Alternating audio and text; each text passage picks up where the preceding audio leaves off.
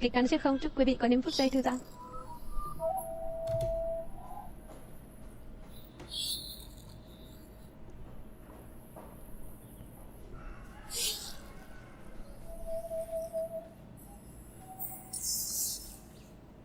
Bệ hạ, ám vệ nói Tư Mã gia dường như đang cấu kết loạn đảng, muốn ép ngài thoái vị. Tiên đế từng nói nếu võ triều ta có nguy, nhất định có một vị thần nhân từ trên trời giáng xuống. Nhưng vị thần nhân này vẫn chưa xuất hiện. Võ Linh Vũ, thiên hạ này nên đến lượt Hắc Liên giáo ta ngồi rồi. Bệ hạ, có thích khách mau đi. Đứng lại, đừng chạy. Đừng chạy, đứng lại. Hành tung của ta sao lại bại lộ? Giờ không có thời gian nghĩ nữa. Mau đi theo ta, chặn chúng lại, ta đưa bệ hạ rời đi. Vâng. Xông lên.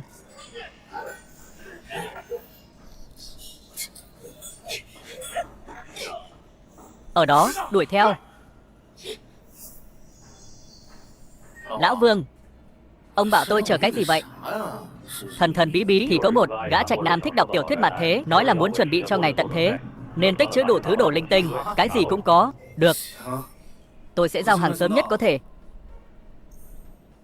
Ai mà ngờ được, ta đường đường là tiến sĩ chuyên ngành văn sử cũng thất nghiệp, chỉ có thể lái xe tải làm thêm thôi.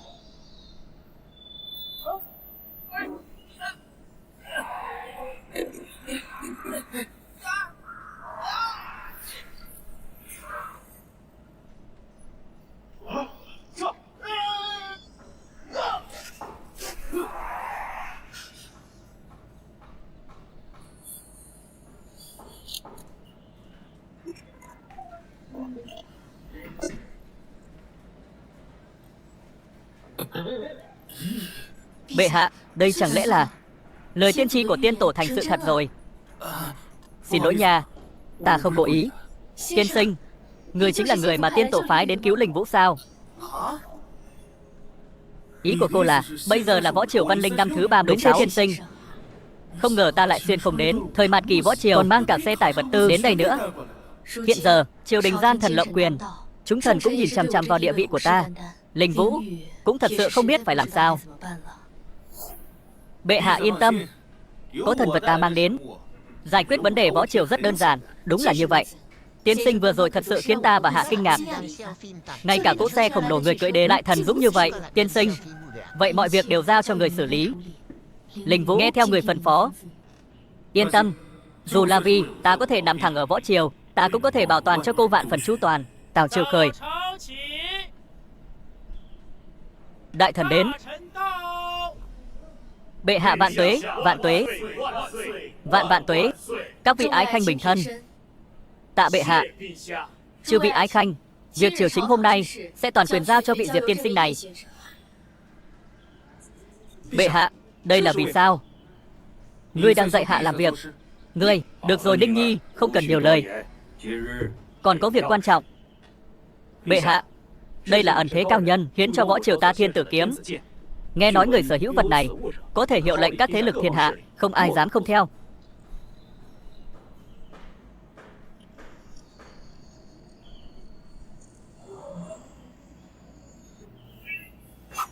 Bệ hạ, ngài xem vật này có sắc bén không? Lão già này muốn tạo phản. Quốc tướng Tư Mã Thần, người dám dùng mũi kiếm chĩa vào bệ hạ. Vừa rồi ta chỉ muốn để hạ chiêm ngưỡng cho kỹ thôi. Tư Mã gia tộc lang tử dã tâm, tâm làm hại của chúng ai ai cũng biết. Gia Cát Lão thất phu, người có chứng cứ gì? Tư Mã gia tộc phán võ triều thành lương quốc, các người có lẽ vĩnh viễn không biết. Ta là người xuyên không từ mấy trăm năm sau đâu. Rác rưởi này có gì đáng chiêm ngưỡng? Sợ là ý đồ của ngươi khi lấy vật này ra không đơn giản đâu nhỉ, tiểu tử ấu trĩ. Ngươi hiểu cái gì? Đây là làm từ nhíp xe tải tái chế, thổi lông đứt tóc, kiếm phong 3 thước 3, tịnh trọng 3 cân 6 lạng, là tuyệt phẩm thế gian, chỉ có Trần Long mới xứng sở hữu. Vậy sao không thấy người hiến cho bệ hạ? Bệ hạ, thần là nữ đế, có lẽ không thích hợp với vật dương cương này. Có lẽ chỉ có lão phu mới có thể điều khiển Tư Mã Thần. Người muốn dùng thanh kiếm này bệ hạ thoái vị, nhường ngôi cho người sao? Bệ hạ, người xem thanh kiếm này, có muốn tự mình thử độ bén của nó không? Quốc tướng, chi bằng chúng ta cứ lão thất phu, đừng mang thứ này ra làm trò cười trước mặt ta. Người có biết ta đã sớm dâng thần vật Hiên Viên kiếm cho bệ hạ rồi không? Hiên Viên kiếm. Thu Nguyệt, mang ra đây. Dạ, tiên sinh, lại đây. Lão thất phu, người cứ nhìn xem. Bảo kiếm của ta chưa từng bất lợi. Đây là hiên viên kiếm. Không sai. Đây chính là thần kiếm của hiên viên hoàng đế. Hiên viên kiếm. Thanh kiếm này dài 3 thước 7 tấc, nặng hơn 20 cân 7 lượng. Người thường chạm vào là chết, vỡ thành 5 mảnh 6 phần. Nếu không phải thần nhân, không được đụng vào. Thanh kiếm này quái dị. Ta thấy đúng là một thanh kiếm tốt. Không sai. Nay hiên viên kiếm tái xuất hiện, sợ rằng sắp đến thời đại quần hùng trục lộc rồi. Thần kiếm của ngươi chỉ là trò cười. Trên đời này làm gì có thanh kiếm nào hình dạng như vậy. Ta thấy thanh hiên viên kiếm này đến lưỡi kiếm cũng không có. Làm sao giết địch? Giết địch. Thanh hiên viên kiếm của ta chạm vào là chết, đụng vào là vong. Ngươi sao biết được thần uy của nó? Hù dọa lấy lòng. Vậy ngươi có dám thử kiếm không? Ta luyện kiếm hơn 20 năm, có gì mà không dám.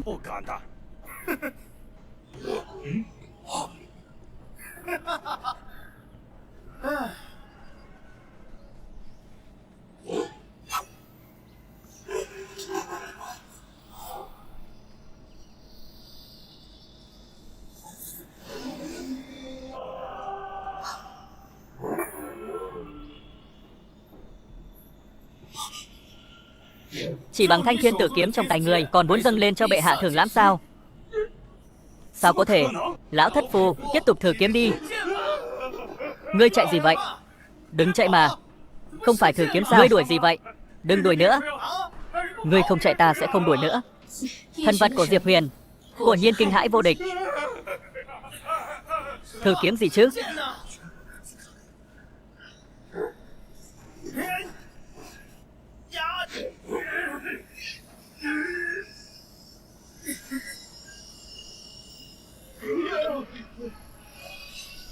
Trời ơi! Mẹ ơi!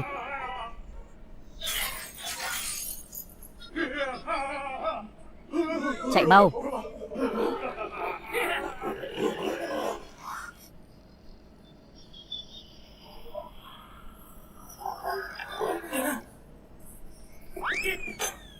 Đủ rồi! Bệ hạ! Xin Diệp Huyền thu thần thông lại đi. Tha cho phụ thân ta. Sao? Quốc tướng, không thử kiếm nữa à? Không so nữa à? Diệp Huyền, thu tay lại đi. Thật là quá đáng mà. Lão thất phu, kiếm của ta còn bén không? Còn ai không phục nữa không? Ta thấy Diệp Huyền này không đơn giản đâu. Bệ hạ! Bệ hạ, ngoài điện Sơn Linh phát hiện kim đào huyết thư, đã có hung án. Kim đào huyết thư, thiên tử kiếm. Đây là bước đầu tiên. Võ Linh Vũ, ngôi vị hoàng đế này chỉ có thể thuộc về ta. Bệ hạ, xin hãy để vi thần giải thích cho ngài. Lão tặc Tư Mã này lại muốn giở trò quỷ gì đây? Thật thú vị.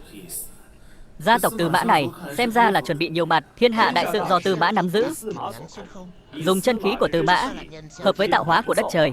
Nay khang quần Võ Linh Vũ bị trời đất ghét bỏ, thần quỷ chán ghét. Sớm gặp tai ương 3 năm, dân chúng lầm than. Nay gia tộc Tư Mã thuận theo ý trời. Chỉ cần Võ Linh Vũ người thoái vị, mưa thuận gió hòa. To gan, người dám bảo ta nhường ngôi? Đây là lời huyết thư nói, chứ không phải ta nói. Tư Mã lão thất phu cướp ngôi mà đóng lòng vậy sao? Ta cái gì cũng không biết.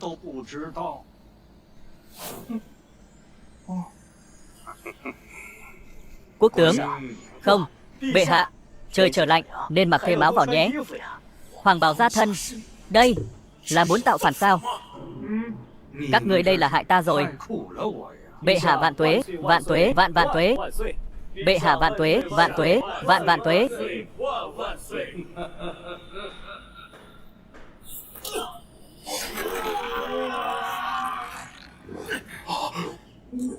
Xin lỗi, tay run một chút.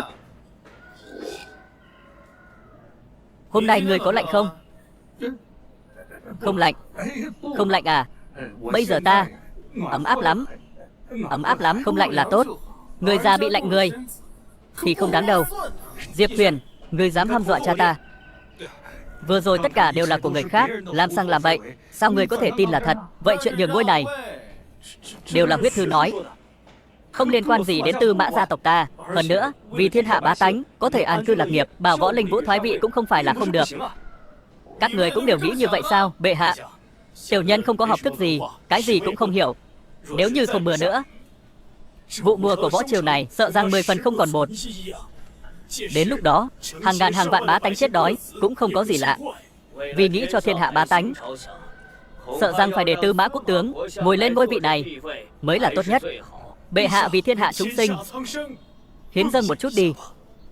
Thần Phù Nghị xin bệ hạ vì thiên hạ chúng sinh mà tính, thiện nhượng đế vị cho Tư Mã tướng quốc. Thần Phù Nghị. Các người phản rồi. Ta coi như đã hiểu rõ, chỉ cần có thể làm mưa thì không đến lượt bệ hạ nhường ngôi. Đó là đương nhiên. Ta đối với ngôi hoàng đế này thực ra không có hứng thú, chỉ là làm mưa thôi mà. Các người nghe đây, ngày mai ta sẽ tổ chức nghi lễ cầu mưa ở thiên đàn.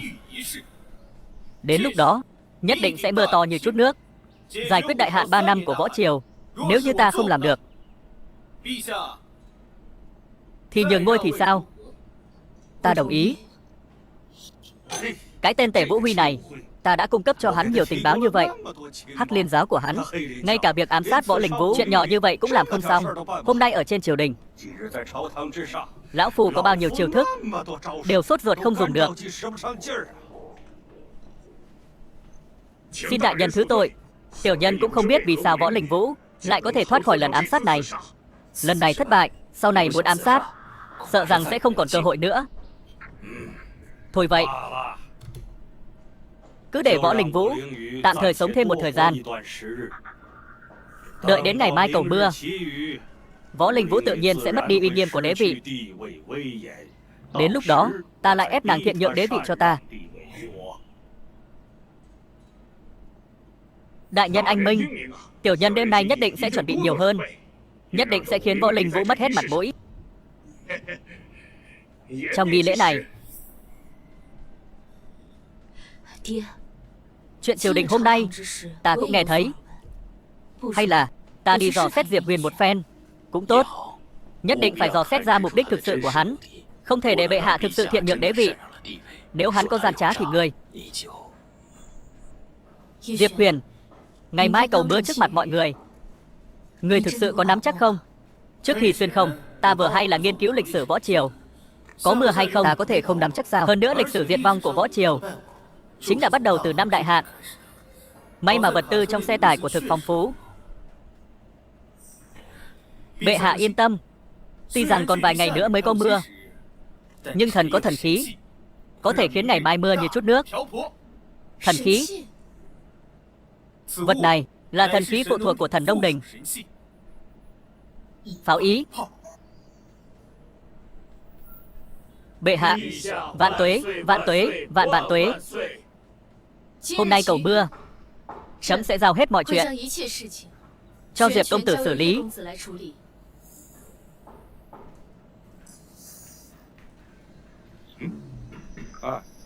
Diệp Huyền, đây là vật gì vậy? Dù che mưa. Diệp Huyền, ta thấy hôm nay trời quang mây tạnh, tuyệt nhiên không có dấu hiệu mưa.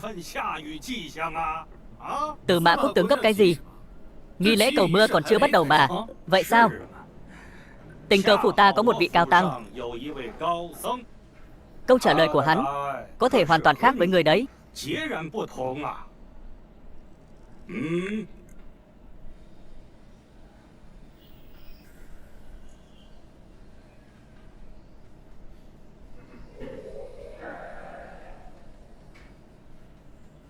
Các nạn nhân đang xem phim tại kịch ngắn xuyên không.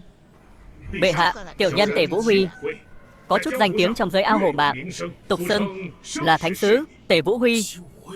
Đó chẳng phải là cao nhân nổi tiếng ở Sơn Hà Tứ Tỉnh sao? Nghe nói am hiểu cả thiên văn lẫn địa lý. Lần này tiểu thần đến đây chính là đặc biệt đến để tố cáo tên tiểu nhân Diệp Huyền này. Hắn nói toàn lời nhảm nhí. Hôm nay tuyệt đối sẽ không mưa. Tề Vũ Huy, đây chẳng phải là tên quả tả hộ pháp của Hắc Liên giáo trong lịch sử sao? Tề Vũ Huy, Ngươi tại sao lại nói vậy? Tiểu nhân, học thuật xem sao. Đã được vài chục năm rồi. Gần đây sẽ có mưa, nhưng hôm nay tuyệt đối sẽ không mưa. Bởi vì thần đã cùng Thượng Thiên giao tiếp rồi. Trước mặt ta, ngươi cũng dám nói chuyện giao tiếp với Thượng Thiên. Ngươi là cái thá gì? Tiểu nhân bất tài, vừa hay có vạn vạn bá tánh gọi tiểu nhân là thánh sứ. Ta không có tư cách. Ta thấy ngươi đúng là đang nói đùa phải không? Vậy sao? Bệ hạ, thần thấy Diệp Huyền này chỉ đang làm trò hề trước mặt mọi người. Theo thần thấy, vẫn nên là bệ hạ hạ chỉ, chiếu tội kỳ. Như vậy mới có thể an ủi Thượng Thiên sớm ngày trời ban cam lộ. To gan từ Mã Ninh, dám ăn nói hàm hồ. Bệ hạ là kiểu Vũ Chí Tôn, có lỗi gì chứ? Ta thấy ngươi mới là phạm thượng, phạm lỗi mà không tự biết. Diệp Huyền, ngươi xem trời này có chút nào giống sắp mưa không? Ngươi chỉ là tên nam sủng định bợ bệ hạ, bị người đời cười chê thôi. Trùng hợp thay, thời tiết này theo ta thấy, chỉ cần ta làm nghi thức cầu mưa, tự nhiên sẽ mưa như chút nước. Vừa rồi thánh sứ đã nói rồi, tuyệt đối không thể mưa. Tên nam sủng ngươi cũng xứng đáng nghi ngờ quyết định của thánh sứ sao? Bệ hạ, ta cầu mưa có một đạo cụ không thể thiếu. Xin bệ hạ giúp ta một tay. Ta cần bệ hạ trói người này lên đài cầu mưa, để an ủi linh hồn Thượng Thiên, mới có thể cầu mưa. Nếu như vậy mà ta cầu mưa vẫn thất bại, các ngươi có thể lấy mạng ta. Thế nào? Cái giá mạng sống của ta đủ chứ? Người này có phải bị điên rồi không? Nói đùa lớn như vậy, cả mạng sống của mình cũng đem ra đặt cược. Chẳng lẽ hắn và Tư Mã Ninh có thù oán gì không ai biết? Ta thấy Diệp Huyền này hôm nay chết chắc rồi. Diệp Huyền, chẳng lẽ vì thanh danh của Tư Mã gia tộc mà bày ra cái này? Đây là người nói đấy nhé. Hôm nay nếu trói ta lên đó mà trời không mưa thì mạng của người sẽ mất đấy. Diệp Huyền, không cần phải như vậy. Bệ hạ, còn chần chừ gì nữa? Mau trói Tư Mã công tử lên đài cầu mưa cho ta. Nhớ kỹ, bên dưới còn phải đốt lửa. Nào, nhanh lên, mau trói ta lại. Mạng của ngươi ta đã muốn lấy từ lâu rồi. Tốt nhất là đốt lửa cho to lên một chút.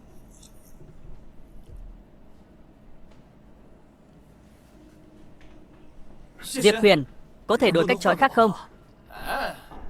Đổi cách trói khác sẽ không linh nghiệm. Tề Vũ Huy, người chắc chắn hôm nay sẽ không mưa. Tuyệt đối không thể.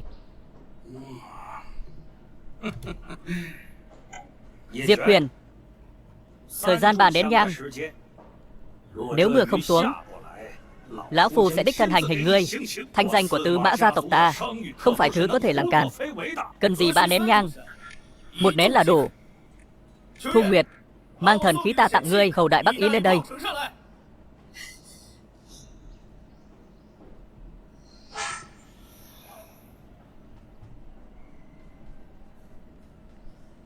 Đây là hôm nay ta, Diệp Huyền, thay trời hành đạo, cầu mưa gọi sấm, lôi cầu mau đến giúp ta. Diệp Huyền, đây là vì sao?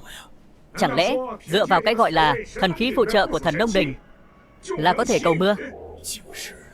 Diệp Huyền, ta thấy ngươi bị điên rồi. Chỉ với đống đồ đồng nát sắt vụn này cũng muốn làm pháp khí cầu mưa?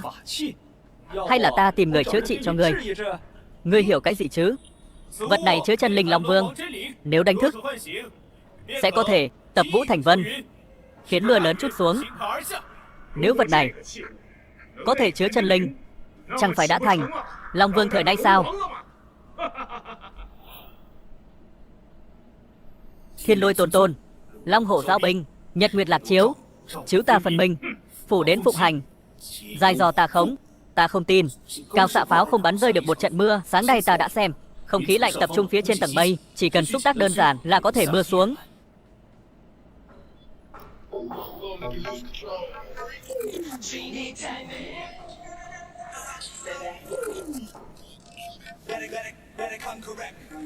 Không biết vì sao, ta nhớ đến một cô nhân.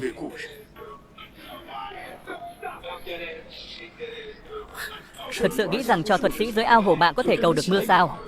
Thật là ngu ngốc. Hải pháo.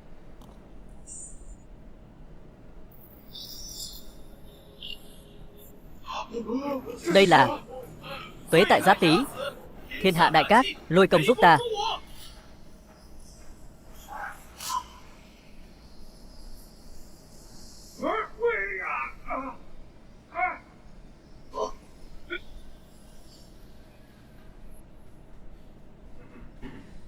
Từ bất ngữ quái lực loạn thần. Cái này, điều này hoàn toàn đảo lộn những gì ta đã học.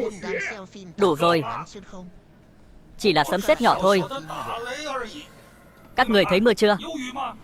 Không có mưa. Tất cả đều vô ích. Đúng, Diệp Huyền. Mưa đâu? Ta tu luyện pháp thuật mấy chục năm, đi khắp Nam Bắc. Ta nghe tiếng động lạ vừa rồi, chỉ là 3 tiếng sấm thôi, sẽ không mưa đâu. Diệp Huyền, chắc là cách của ngươi chỉ đến đây thôi phải không? Hắn sẽ không xảy ra chuyện gì chứ? Cấp gì? Để mưa trên trời một lát. Lát nữa tự nhiên sẽ mưa lớn. Cháy. Cháy rồi. Diệp Huyền, ngươi thả ta xuống. Đúng vậy, có thể dùng Tư Mã Ninh để câu giờ. Diệp Huyền, nếu bệ hạ, mưa vẫn chưa đến, nhất định là lửa của Tư Mã Ninh chưa đủ. Có thể cho ta làm nghi thức lại không? Chuẩn.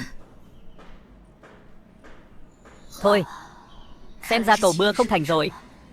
Đợi lát phải bảo vệ tính mạng của Diệp Huyền. Kỳ Hỏa Đại Thần Bát Tướng thị hành.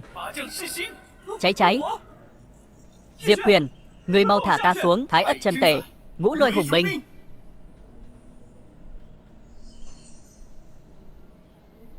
Cha cha cha. Con ta ơi. Ta này lệnh triệu, tốc chí lương cung. Mưa tới.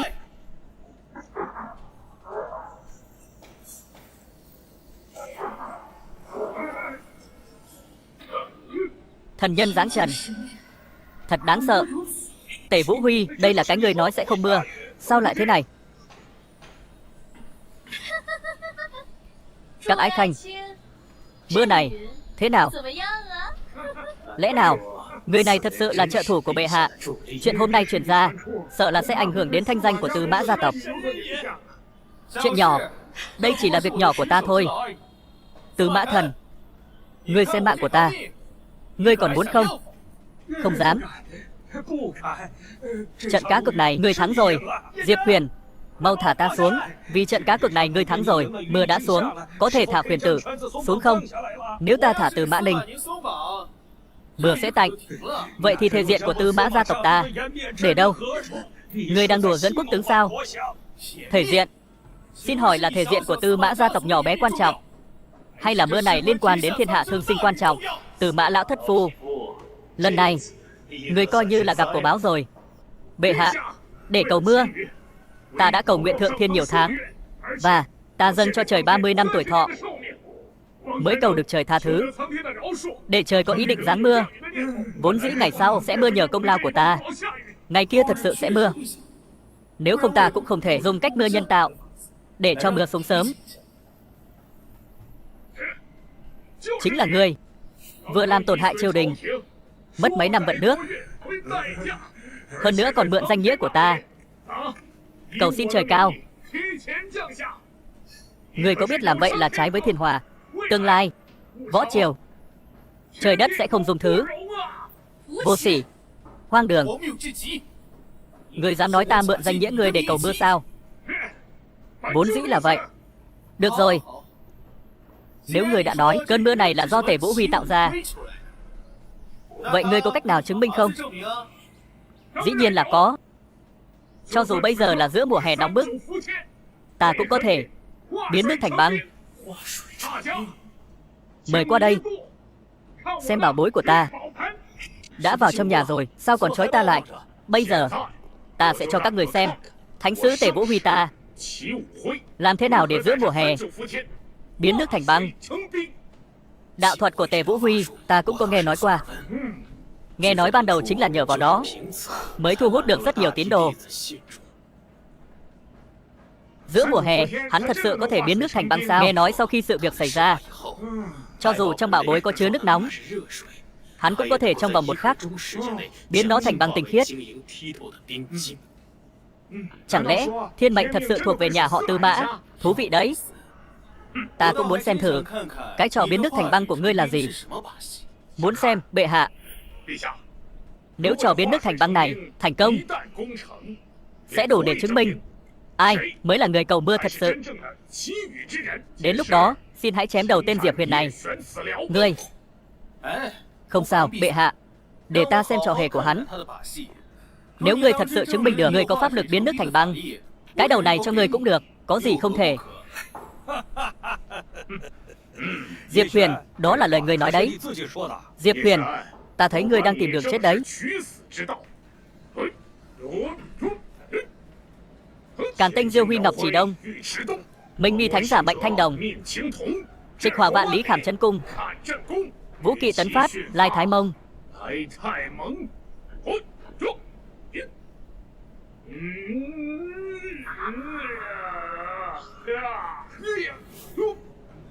Ra nước rồi, ra nước rồi, thật sự ra nước rồi. Sao có thể? Của không hổ danh thánh sứ. Ta thấy hắn xứng đáng là thủy thần cộng công thời nay. Từ Mã Quốc sư quá khen rồi. Sắc Tử Hư Nguyên Quân giáng nhiếp, cấp cấp như hỏa linh, đại soái, luật lệnh. Các nạn nhân đang xem phim tản kịch ngắn xuyên không. Thú vị, thú vị. Chúc các nạn nhân xem phim. Diệp Huyền, nếu bây giờ ngươi quỳ xuống trước mặt Từ Mã Quốc sư lạy 3 cái, ta có thể nể mặt Từ Mã Quốc sư tha cho ngươi khỏi chết. Mơ đi, mọi người hãy xem.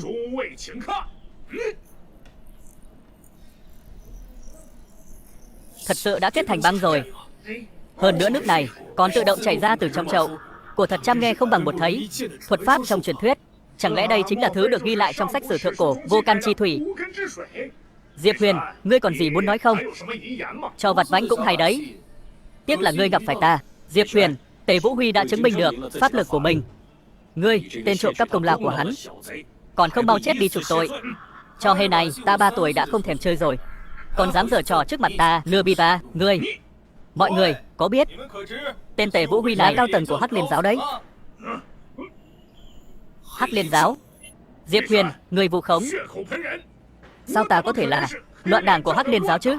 Ngươi là ai? Trong lòng người tự rõ. Ngươi, sao hắn lại biết thân phận của ta?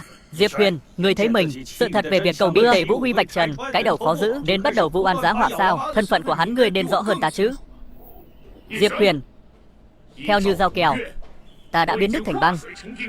Bây giờ cái đầu của ngươi nên thuộc về ta rồi chứ. Giao kèo, ta đã nói với ngươi rồi.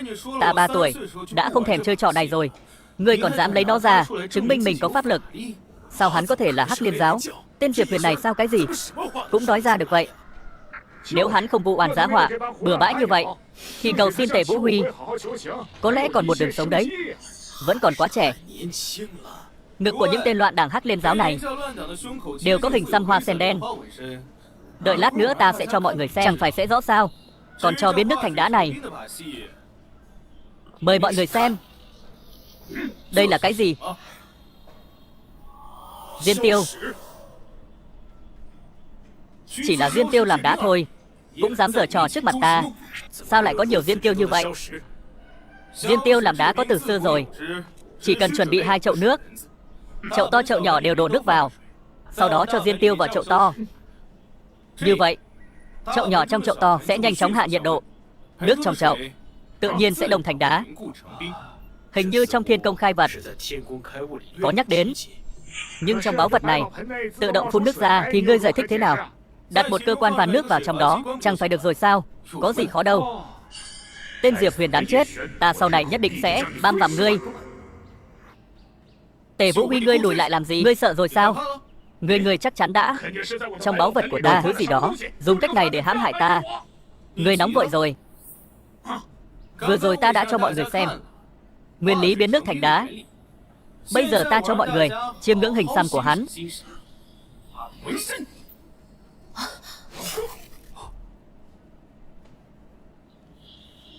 Tứ Mã Thần.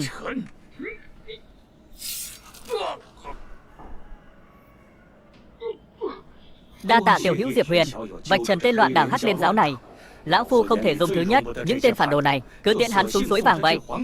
Từ Mã quốc tướng, ngươi cũng nóng vội rồi. Lão phu có gì mà vội, quả nhiên là ngươi. Từ Mã quốc tướng. Không ngờ Tề Vũ Huy này lại thực sự là loạn đảng Hắc Liên giáo. Thần chúc mừng bệ hạ, chúc mừng bệ hạ. Bệ hạ có được Diệp Huyền, thật là như hổ thêm cánh. Chúc mừng bệ hạ, chúc mừng bệ hạ. Từ Mã quốc tướng, sao lúc này ngươi lại không nói gì? Thần, chúc mừng bệ hạ. Chúc mừng bệ hạ. Hoàng vị này, chấm giờ có thể ngồi vững rồi. Hoàng vị vốn thuộc về bệ hạ, nhưng hạn hán tuy đã được giải quyết, nhưng trong thời gian ngắn không có lương thực. Thiên hạ này vẫn là dân chúng lầm than. Im miệng, Từ Mã Ninh, không đến lượt ngươi lên tiếng. Bệ hạ, Nguyệt Tử đã nhắc nhở lão phu, bây giờ bá tánh vẫn còn rất khổ sở. Xin hỏi bệ hạ định giải quyết thế nào? Việc này có gì khó? Cứu trợ thiên tai chỉ cần quyên góp tiền bạc thôi. Còn triều đình thì sao? Triều đình có lấy ra được không? Ta thấy không chỉ triều đình không lấy ra được, mà ngay cả hoàng gia cũng không lấy ra được một đồng nào. Cứu trợ kiểu gì đây? Hay là để lão phu đại diện hoàng gia và triều đình cứu trợ nạn dân? Lão tặc Tư Mã này lại muốn mua chuộc lòng dân, thật là vô sỉ. Triều đình có cái khả năng lấy tiền cứu trợ không? Trùng hợp thay, ngày kia sẽ có một buổi đấu giá do hoàng gia tổ chức. Toàn bộ số tiền thu được từ buổi đấu giá sẽ được dùng làm tiền cứu trợ, sẽ giúp giảm bớt khó khăn cho dân chúng. Buổi đấu giá của hoàng gia. Diệp Huyền, bệ hạ, vật phẩm của buổi đấu giá này đều là do tổ tiên của ngài ban tặng cho ta. Cho dù là Hiên Viên kiếm, Côn Luân kính, Thần Đông đình đều có thể đem ra đấu giá. Số tiền quyên góp được có thể giúp giảm bớt khó khăn cho dân chúng. Ngài cũng không muốn tổ tiên biết chuyện dân chúng lầm than này chứ? Hiên Viên kiếm đã thấy trước đều được đem ra đấu giá. Đương nhiên rồi. Diệp Huyền ta nói lời giữ lời, nhiều lần phá hoại đại kế của ta. Ta nhất định phải giết ngươi. Không được, ta phải hỏi rõ Diệp Huyền về việc sắp xếp buổi đấu giá này. Chấm hôm nay hơi mệt, lui chiều. Diệp Huyền, ngươi đi theo ta. Dạ, bệ hạ. Sao lại đi hết rồi? Thả ta xuống rồi hãy đi chứ. Các nạn nhân đang xem phim tại kịch ngắn xuyên không. Chúc các nạn nhân xem phim vui vẻ. Diệp Huyền, ta lo lần này tiền cứu trợ không quyên góp đủ thì phải làm sao? Bệ hạ, ngài đã đánh giá thấp sự giàu có của các gia tộc lớn. Buổi đấu giá này, giá bán đấu giá chắc chắn là một con số khổng lồ. Trước đó, triều đình kêu gọi văn võ bá quan quyên góp, vậy mà đến 1 triệu cũng không gom đủ. Đó là bệ hạ người phương thức không đúng. Buổi đấu giá này do ta xuất mã, số tiền quyên góp chắc chắn đạt triệu. Vậy, bệ hạ tin ta, bởi vì theo lời người, ta là do người triệu hồi mà đến, không phải sao? Tuy nhiên cái gì? Tuy nhiên cần bệ hạ hy sinh chút ít. Ví dụ, mặc vớ đen. Vớ đen. Cha, Diệp Huyền tên này thật sự là quá đáng. Việc cầu mưa ở thiên đàn, đem thể diện của gia tộc Tư Mã ta đặt ở đâu? Chuyện đã rồi thì đừng nghĩ nữa. Việc cấp bách là ở buổi đấu giá. Nên làm thế nào để gây khó dễ cho hoàng thất? Cha, hay là chúng ta đốt cháy hội trường đấu giá? Đốt cháy hội trường vào ngày hôm đó. Bọn họ chết rồi, thiên hạ này chẳng phải là của chúng ta sao? Ngu xuẩn, ngươi muốn là địch với tất cả các thế gia đại tộc sao? Mục tiêu của chúng ta chỉ có Võ Linh Vũ. Sau này chúng ta lên nắm quyền, làm hoàng đế rồi, vẫn cần những triều thần này quy phục chúng ta. Cha dạy dỗ đúng lắm. Ngươi đi liên lạc bí mật với người của Hắc Liên giáo. Trước tiên sắp xếp 36 thiên cương, 72 địa sát đến đế đô. Đến lúc đó ta tự có sắp xếp. Vâng. Thành vệ quân là đường dây bí mật của chúng ta. Như vậy nếu Hắc Liên giáo đi vào quy mô lớn, sẽ không ai phát hiện ra. Đi đi, làm theo lời ta dặn. Vâng.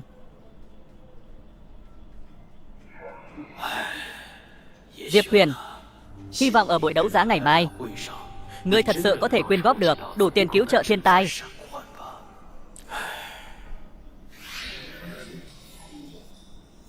Triệu trưởng quỹ, thương hiệu của ngài rất mạnh. Chắc hẳn hôm nay sẽ bao trọn tất cả hàng hóa. Huynh đài nói quá rồi. Còn phải xem hôm nay bán cái gì. Trật tự. Xem ra hoàng gia các vị và ông chủ của các thương hiệu lớn đều rất mong đợi buổi đấu giá hoàng gia này. Ta không nói nhảm nữa. Bắt đầu đấu giá. Mặt hàng đầu tiên, bộ tiên nữ Liber. Chỉ có 10 bộ thôi. Bộ tiên nữ Liber này, sao không lấy huyền kiếm ra? Bộ này rất hữu dụng. Chỉ cần là đàn ông trưởng thành đều không thể từ chối. Diệp Huyền, đừng có giả thần giả quỷ. Nếu như người nói, tại sao cả hội trường không ai động tĩnh gì? Muốn hữu dụng, đương nhiên cần cách mở, chính xác. Ngươi vội vàng phản bác làm gì? Chỉ là vì chúng ta không muốn lãng phí thời gian với ngươi. Nếu buổi đấu giá này của ngươi không quyên góp được tiền, nạn dân khắp thiên hạ sẽ không được cứu trợ. Đến lúc đó loạn lạc khắp nơi, ngươi gánh vác nổi trách nhiệm sao? Ta có Liber này. Tiền quyên góp chẳng phải dễ như trở bàn tay sao? Thôi thôi, cứ để món này ấy đi. Lấy huyền kiếm gì đó lên đây. Ta mua Liber này. Tuyệt đối không thể để vật phẩm đấu giá đầu tiên bị thất bại. Nếu không sợ rằng sẽ ảnh hưởng lớn đến việc quyên góp tiền cứu trợ. Ta còn chưa nói giá, ngươi không mua được đâu. Diệp Huyền ngươi. Nhưng mà Khổng Minh tiên sinh xem ra là người biết hàng. Ta cũng không úp mở với mọi người nữa. Giá khởi điểm 10.000 lượng bạc một bộ.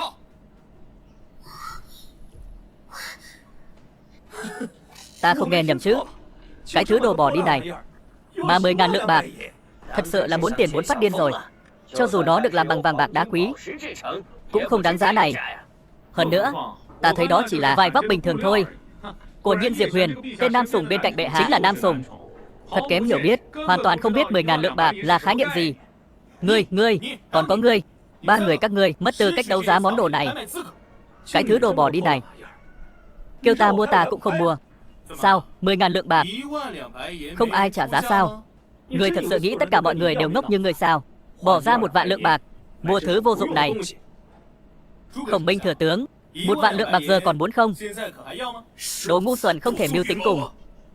Định giúp người cứu vãn, kết quả ngươi lại đối xử với ta thế này, thật đáng ghét. Ở đây không có ai biết hàng cả. Lũ nhà quê các ngươi, ta cho các người xem bộ Liber này. Vì sao được gọi là tiên nữ sáo trang? Bệ hạ, đến lượt người rồi.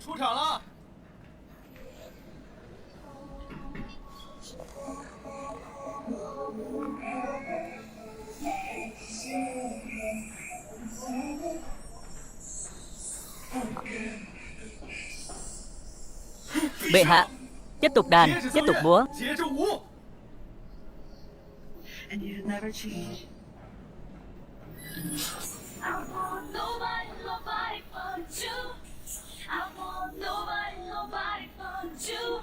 Chư vị, điệu múa này thế nào? Âm thanh trời phú này lại khiến người ta kích động như vậy.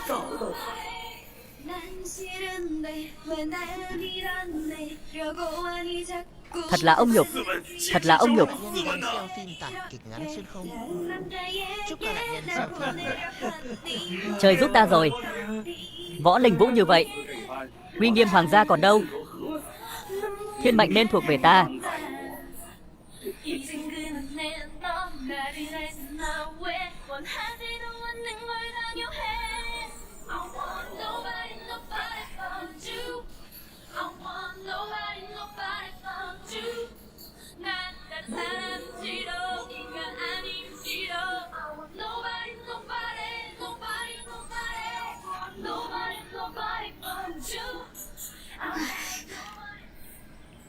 Ta đã liều mạng rồi.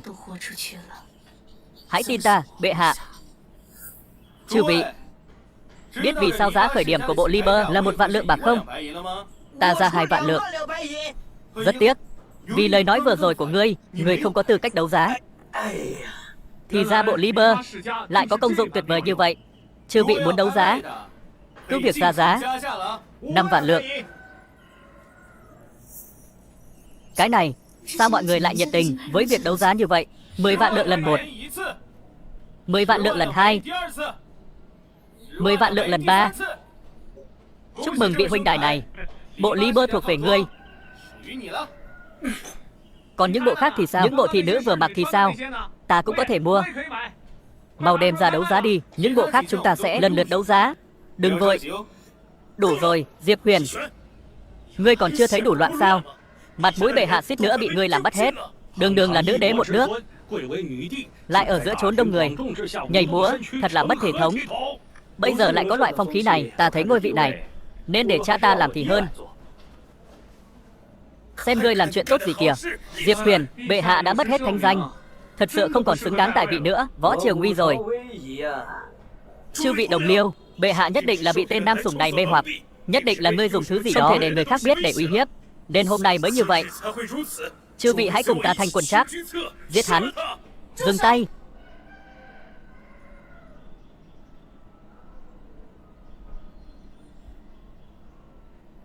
Hôm nay có ta ở đây, xem ai dám động vào hắn. Thu Nguyệt, rút kiếm. Người thân là hoàng thân quốc thích, vừa rồi sao có thể làm ra hành động ông nhục như vậy? Đúng vậy bệ hạ, đây quả thật là chuyện chưa từng nghe thấy trong suốt 300 năm của Võ Triều. Bệ hạ, người đây là... Ngươi, các người. Bệ hạ, để ta nói. Thừa tướng, các vị đại thần, những gì các ngươi vừa nói ta đều nghe thấy. Ta rất hiểu tấm lòng trung quân ái quốc của các ngươi. Đừng giải thích nữa. Ta thấy ngôi vị này, Võ Linh Vũ căn bản không xứng đáng. Người im miệng, chư vị. Hiện nay Võ Triều gặp nạn, dân chúng không có đồ mặc, không có đồ ăn, để quyên góp thêm tiền cứu trợ, bệ hạ mới hạ mình mặc bộ liber, để nó có giá trị hơn. Quyên góp thêm tiền cứu trợ, chẳng lẽ đây không phải là tấm lòng của bệ hạ sao? Cái này. Khổng binh đại nhân, ngài có thể bỏ ra 10 vạn lượng bạc để mua một bộ liber không? Ta hoàng ân to lớn, còn không ca tụng sự anh minh của bệ hạ. Bệ hạ, thần có tội, thần biết lỗi rồi. Bệ hạ thánh minh, hoàng thượng vạn tuế, vạn tuế, vạn tuế. Diệp Huyền, lần này may mà có ngươi, cũng không uổng công ta hy sinh. Đáng chết, đám triều thần này chỉ biết càng cảm kích ân đức của Võ Linh Vũ, đại nghiệp của gia tộc Từ Mã ta càng khó thành rồi. Chúng ta tiếp tục nào.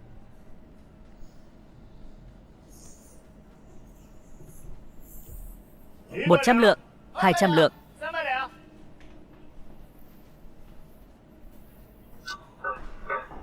Nào mọi người, món đồ cuối cùng, 3, 2, 1. Đây là thứ tốt, chắc chắn là thứ tốt. Lần trước cũng là thứ tốt, chắc chắn là thứ tốt. Thứ này đáng giá thế này. Người muốn ta cũng muốn, ta muốn, ta cũng muốn. 2 triệu, 3 triệu, ta cũng muốn. 5 triệu một lần, ta trả 5 triệu, 5.000, 2.000, 500. Còn sống này, đây là 500 của ta. Của ta. Lần thứ 3. Cảm tạ mọi người đã hào phóng.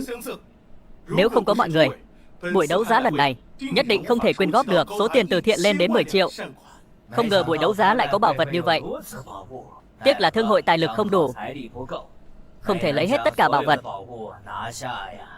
Lát nữa ta nhất định phải đi mua một bộ liber cho tiểu thái giám của ta mặc. Buổi đấu giá đến đây là kết thúc. Mọi người giải tán đi. Diệp Huyền, tại sao người không bán luôn cái ta vừa mặc? Cái đó đáng giá 10 vạn đấy. Bệ hạ, nếu người không còn liber, ta dùng gì? Thời gian quý báu, chi bằng chúng ta hồi cung trước, kiềm kê số tiền đấu giá được, để sớm cứu trợ thiên tai. Chi bằng hồi cung. Được.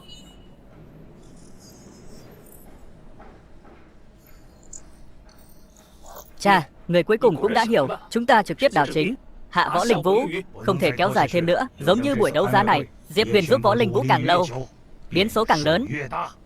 Lịch sử ngày xưa, biến cố Cờ Huyền Võ trực tiếp đoạt hoàng vị. Hôm nay, ta, Từ Mã Ninh cũng nên như vậy. Chư quân, cùng ta khởi sự, trực tiếp đến hoàng cung, giết Diệp Huyền và Võ Linh Vũ, hai tên chó chết này.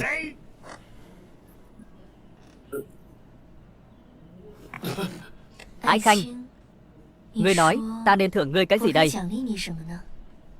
Điều đó tất nhiên là tùy theo ý bệ hạ. Vậy sao? Bệ hạ, không ổn rồi.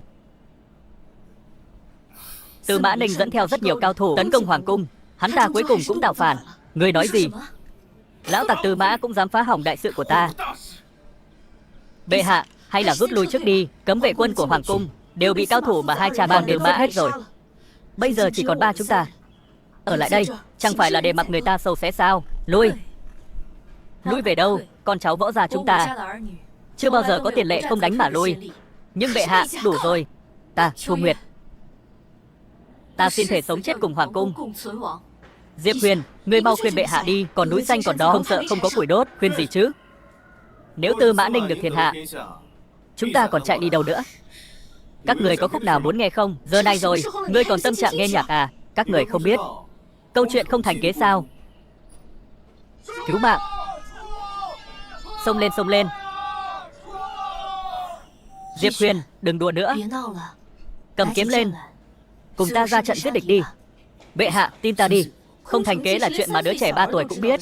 Ngươi còn muốn dọa Tư Mã Thần nổi tiếng quỷ kế đa đoan sao? Đúng vậy. Ngươi tưởng ngươi đang diễn tuồng à? Là đàn ông thì cầm kiếm lên. Kiếm? Kiếm còn không bằng cây đàn cổ của ta. Giết! Ta nhìn lầm ngươi rồi. Diệp Huyền, ta cứ tưởng ngươi là tổ tiên của bệ hạ triệu hồi đến từ trên trời giáng xuống giúp bệ hạ. Không ngờ trong thời khắc quan trọng nhất này, ngươi lại làm ra hành động buồn cười như vậy. Thật đáng xấu hổ. Con cháu võ gia chúng ta chưa bao giờ có tiền lệ không đánh mà lui. Ngươi cứ tiếp tục đánh đàn hát ở đây đi. Ta đi quyết chiến với lão tặc Tư Mã đó. Bệ hạ, ta đi cùng người. Bệ hạ, hãy tin ta. Ngươi bảo ta tin ngươi bằng cách nào? Lũ chuột nhát, nếu ngươi không dám ứng chiến, vậy thì cứ đứng đây mà nhìn. Ta và bệ hạ đổ máu tại chỗ đi. Bọn chúng tiến thêm 10 bước nữa sẽ đứng im tại chỗ. Không ai hiểu hai cha con Tư Mã hơn ta. Hồi đó luận văn tốt nghiệp của ta chính là về phân tích lịch sử võ triều. Nói mớ. Đợi đã bệ hạ. Hình như họ thật sự dừng lại rồi. Ta đã bảo, người tin ta. Cha, sao thế? Không đúng. Có gì không đúng? Cứ làm luôn là xong. Ngu xuẩn. Ngươi xem Diệp Huyền này, lúc này còn nhàn nhã gây đàn. Nhất định có trá. Chỉ là giả vờ thôi. Im miệng, Diệp Huyền. Họ thật sự dừng lại rồi. Trên đời này, điều đáng sợ nhất chính là điều chưa biết. Ta ở đây đàn hát thành thơi. Trong mắt hắn chính là có mai phục. Tư Mã lão tặc, đứng đó làm gì? Dám lên đây cùng ta đàn hát không? Không cần. Ta thấy người thiền cận quá. Không bằng đến chỗ ta. Thiên địa rộng lớn, đại hữu khả vi. Diệp Huyền, ngươi làm gì vậy? Cứ thế lui binh không phải tốt hơn sao? Diệp Huyền, ta vốn tưởng trí kế của ngươi sẽ có kỳ hiệu. Ngươi bây giờ lại đi chọc giận bọn họ. Thật là ngu xuẩn đến cùng cực. Cha, con không chịu nổi nữa. Con bây giờ phải giết hắn.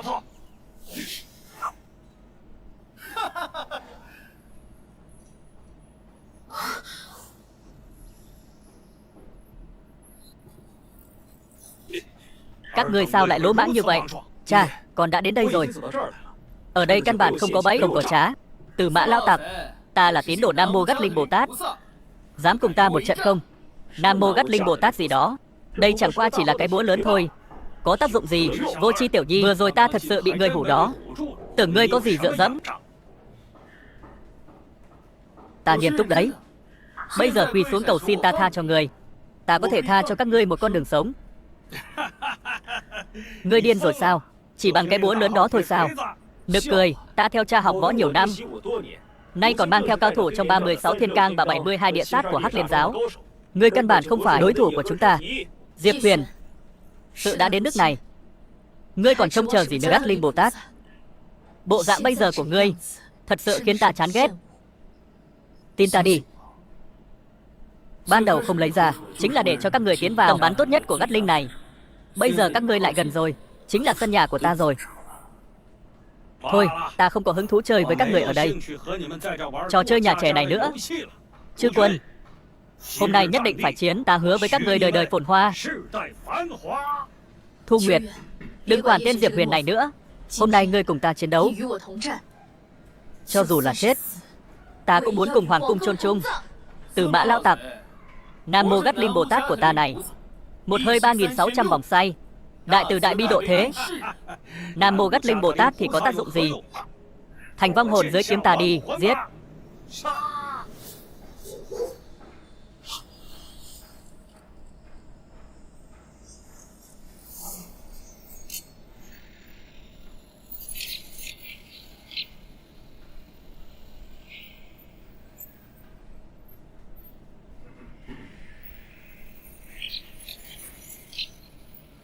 Các nạn nhân đang xem phim tại kịch ngắn xuyên không. Chúc các nạn nhân xem phim vui vẻ. Đây là vật gì? Nguy hiểm quá, chạy mau.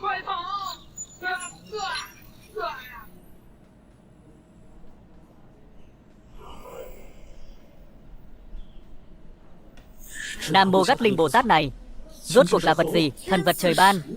Nghịch tử, vừa rồi ta đã nói có trá. Sao ngươi còn dẫn quân sông lên? Hai người các ngươi còn lời chăn chối gì không? Nếu không phải ngươi, thiên hạ này sao đến lượt Tư Mã gia ta làm? Tiếc là thua một nước cờ. Bệ hạ, vừa rồi người nói ta cái gì nhỉ? Diệp Huyền, ta nói ngươi oai hùng hơn người. Của thật là tư chất thần tiên. Ta đã nói rồi, bệ hạ, người có thể tin ta bất cứ lúc nào. Thấy ta giống loại người không đáng tin sao? Được rồi, ta sai rồi. Không sao, ta tha thứ cho người. Không biết thì không có tội. Đủ rồi. Muốn giết muốn chém, ta tùy ngươi xử trí. Đừng có trước mặt ta mà tình trạng ý thiếp nữa. Tư Mã Thần, ngươi đây là muốn chết sao? Tư Mã Thần, Tư Mã Ninh hai người âm mưu tạo phản. Tội mưu phản không thể tha thứ, phải chu di cửu tộc. Vạn vạn lần không được, vạn vạn lần không được, bệ hạ. Gia Cát Vân, ta thấy ngươi là cùng một bọn với họ phải không? Bệ hạ minh xét. Thần đối với hai cha con Tư Mã hận thấu xương, hận không thể ăn tươi nuốt sống. Chỉ là vì võ triều mà cân nhắc, chưa thể giết chúng bây giờ. Vi thần tâu bệ hạ, sáng mai thiết triều có thể trước mặt văn võ bá quan xét xử hai cha con Tư Mã, để an lòng triều đình quân tâm. Như vậy mới có thể trấn an những quần thần có dị tâm. Bệ hạ, thần thấy cách này khả thi, chi bằng cứ làm theo lời Khổng Minh thừa tướng. Được, vậy nghe ngươi. Chi bằng đến tầm cung ta xem sao. Dạ, tuân lệnh bệ hạ. Người thấy Tư Mã quốc tướng chưa?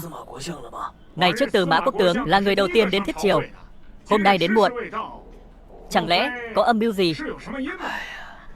Lòng dạ Tư Mã Thần ai cũng biết. Ta thật sợ hắn gây ra chuyện gì. Chư vị đại thần có tò mò Tư Mã quốc tướng đang ở đâu không? Chỉ là Tư Mã Thần thôi, ta dễ dàng chế ngự hắn. Có gì phải lo lắng? Nói khoác không sợ cắn lưỡi à? Chỉ bằng ngươi, Diệp Huyền cũng dám nói bắt Tư Mã Thần. To gan. Bệ hạ đừng nóng, ta muốn nghe xem chúng muốn nói gì. Theo lời ngươi, ta, Diệp Huyền, dù có bản lĩnh to lớn, cũng khó mà làm Tư Mã Thần khó chịu được. Đương nhiên, Tư Mã Thần là nhân vật nào? Một mình đè nén cả triều đình, thở không nổi. Diệp Huyền là cái gì, còn muốn bắt Tư Mã Thần? Chống lại chỉ làm cho cười. Văn võ bá quan ở đây đều là nhân tài. Hắn muốn đối phó chúng ta, chỉ cần một tay có thể khiến chúng ta chết không chỗ chôn. Vậy chỉ có thể nói các người quá bất tài. Chỉ là Tư Mã Thần có thể khiến các người sợ hãi. Vậy người cũng chỉ dám lợi dụng lúc Tư Mã Ninh, Tư Mã Thần không có mặt mới dám nói khoác. Ngươi chẳng phải cũng giống chúng ta sao?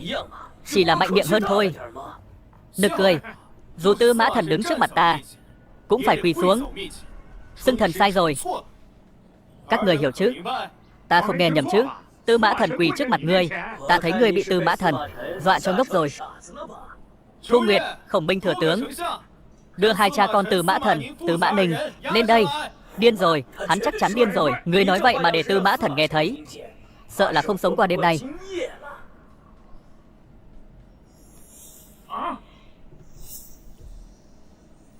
Hai cha con Tư Mã,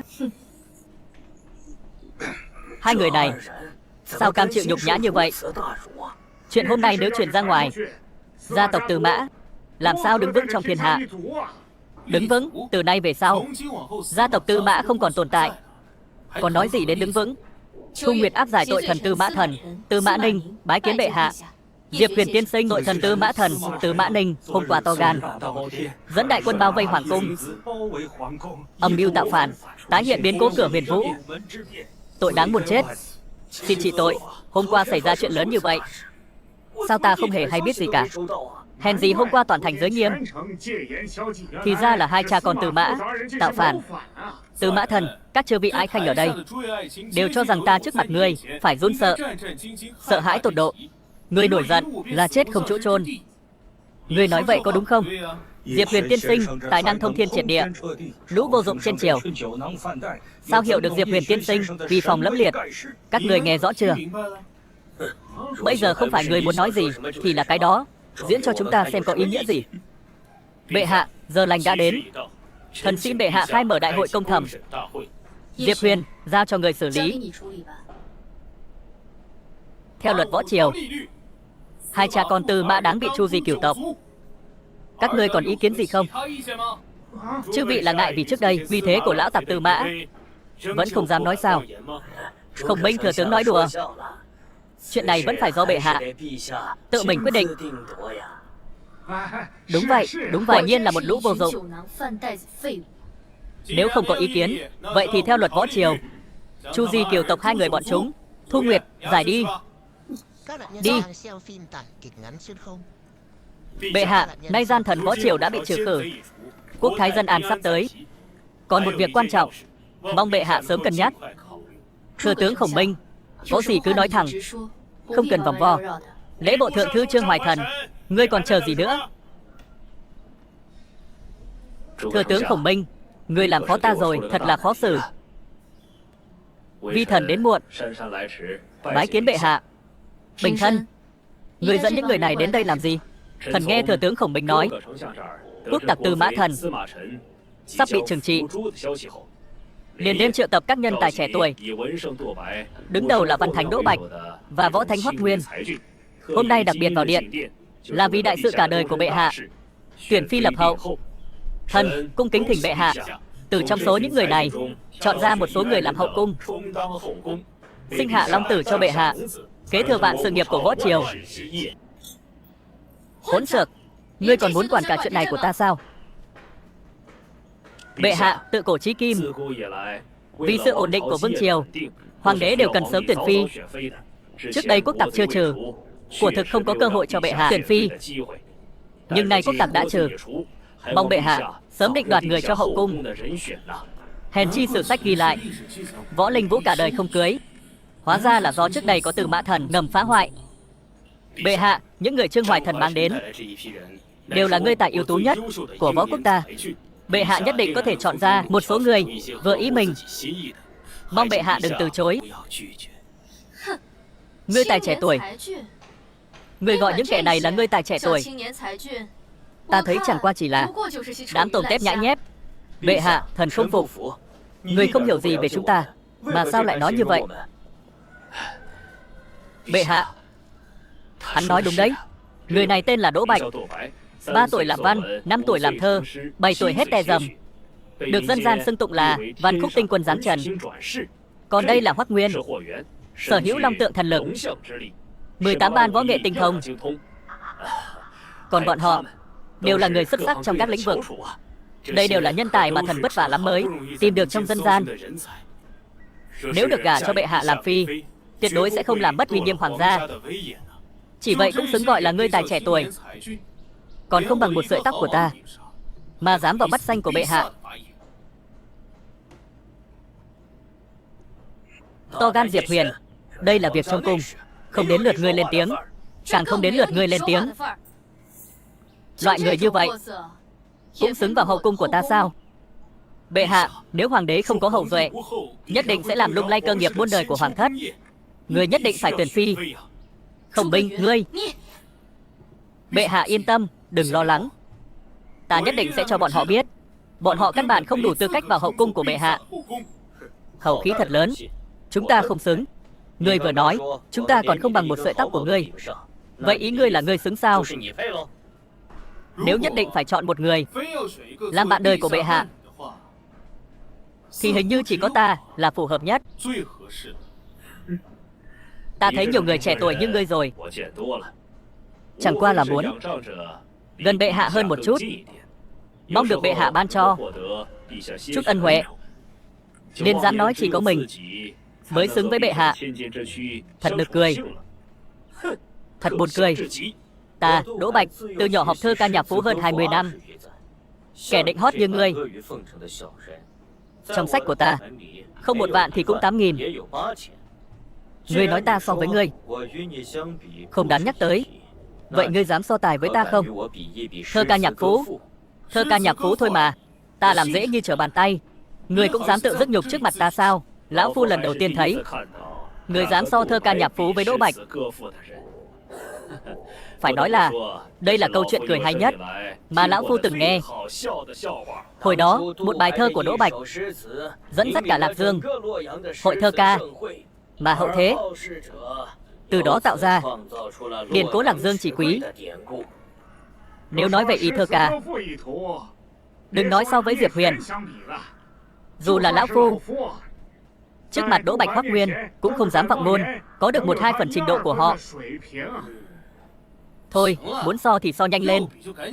Nói nhiều lời làm gì? Lão phu làm vậy cũng là vì thể diện của ngươi mà thôi. Nếu ngươi bây giờ lập tức nhận thua, còn hơn là đợi Đỗ phủ làm ra tập thơ, ngươi cầm nín, mất hết mặt mũi còn đẹp hơn. Diệp Huyền, không cần như vậy. Ta biết ngươi về mưu kế, không ai sánh bằng. Nhưng thơ ca thiên hạ ngày nay, với văn tài của Đỗ Bạch, của thật không ai sánh bằng. Diệp Huyền, thôi bỏ đi. Ta còn chưa mở miệng, các ngươi đã chắc chắn ta sẽ thua rồi. Diệp Huyền, nếu ngươi đã nắm chắc phần thắng, chi bằng ta ra đề trước, ngươi làm thơ trước. Như vậy được không? Được cả, tùy ngươi. Dù sao thực lực nghiền nát tất cả. Hôm nay là để chọn phi cho bệ hạ. Vậy chúng ta hãy lấy bệ hạ làm đề tài, xem ai làm thơ được bệ hạ yêu thích hơn. Ta có thể tùy tiện nói ra 300 bài thơ tuyệt cú. Ngươi chắc chắn không đổi đề tài khó hơn sao? Ngươi không đổi. Ta muốn nghe ngươi 300 bài thơ tuyệt cú về ta. Bệ hạ đã nói vậy. Vậy ta xin múa diều qua mắt thợ là một tên không biết trời cao đất rộng. Ngươi nghĩ thơ phù hợp với người dễ làm vậy sao? Ta tự nhận về viết về người, không ai sánh bằng ta. Nếu lát nữa Diệp Huyền ngươi không viết được, hãy cầu xin ta, ta có thể chỉ điểm cho ngươi 1-2. Thôi ngươi im miệng đi, đừng làm phiền mạch suy nghĩ của ta. Đợi bài thơ tồi của ngươi ra đời, ta nhất định sẽ phê bình ngươi tàn nát. Hôm nay ta sẽ cho ngươi thấy cái gọi là thiên tài 7 bước thành thơ. Cái dáng làm thơ chậm chạp của ngươi thật là kinh tởm. Im miệng, đừng làm phiền Diệp Huyền. Bệ hạ, ngươi đã từng nghe bài thước Kiều Tiên chưa? Chọn cái gì không chọn, lại chọn bài thước Kiều Tiên khó nhất. Ngay cả ta cũng không dám đụng đến loại này. Ngươi cũng xứng biết sao? Màn mây biến ảo, sao rơi chuyện hận, sông ngân xa xa mở tỏ, vượt gió vàng xương ngọc đến nhau, hơn hẳn đám trần gian đau khổ. Đáng chết, đây là tình mềm như nước, hẹn ước như mộng, đi ngược nhịp cầu sao nỡ. Hai tình ví phỏng bãi lâu dài, đâu cứ phải mai mai tối tối.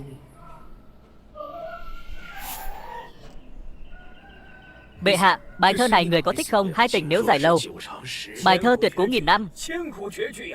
Bài thơ này vừa ra, cả giới thơ, dù có thêm 500 năm nữa, cũng không thể có câu thơ nào hay như vậy. Đây mới chỉ là bắt đầu. Nói về dáng vẻ xuất sắc của bệ hạ, 800 câu không trùng lặp, ta đều có thể viết ra. Không thể nào, tuyệt đối không thể nào. Dù ngươi là thiên tài, cũng tuyệt đối không thể viết ra câu thứ hai. Vô sỉ, ta không tin ngươi còn có thể viết ra được. Chiều xuống cua kêu một mảnh sầu, liễu áo mới biết lại ôn nhu. Những vòng đáy mắt không ly hận, chẳng biết nhân gian có bạc đầu. Cảnh tình không chỗ để tiêu trừ, vừa nhíu mày trao, lại quặn lòng đau. Sáng nhìn trời chiều nhìn mây, đi cũng nhớ người, ngồi cũng nhớ người. Người đời ai cũng vướng tình si, hận ấy chẳng can phong với nguyệt. Ta là cái thá gì, còn dám tự xưng là thi thánh, dám so sánh với Diệp Huyền.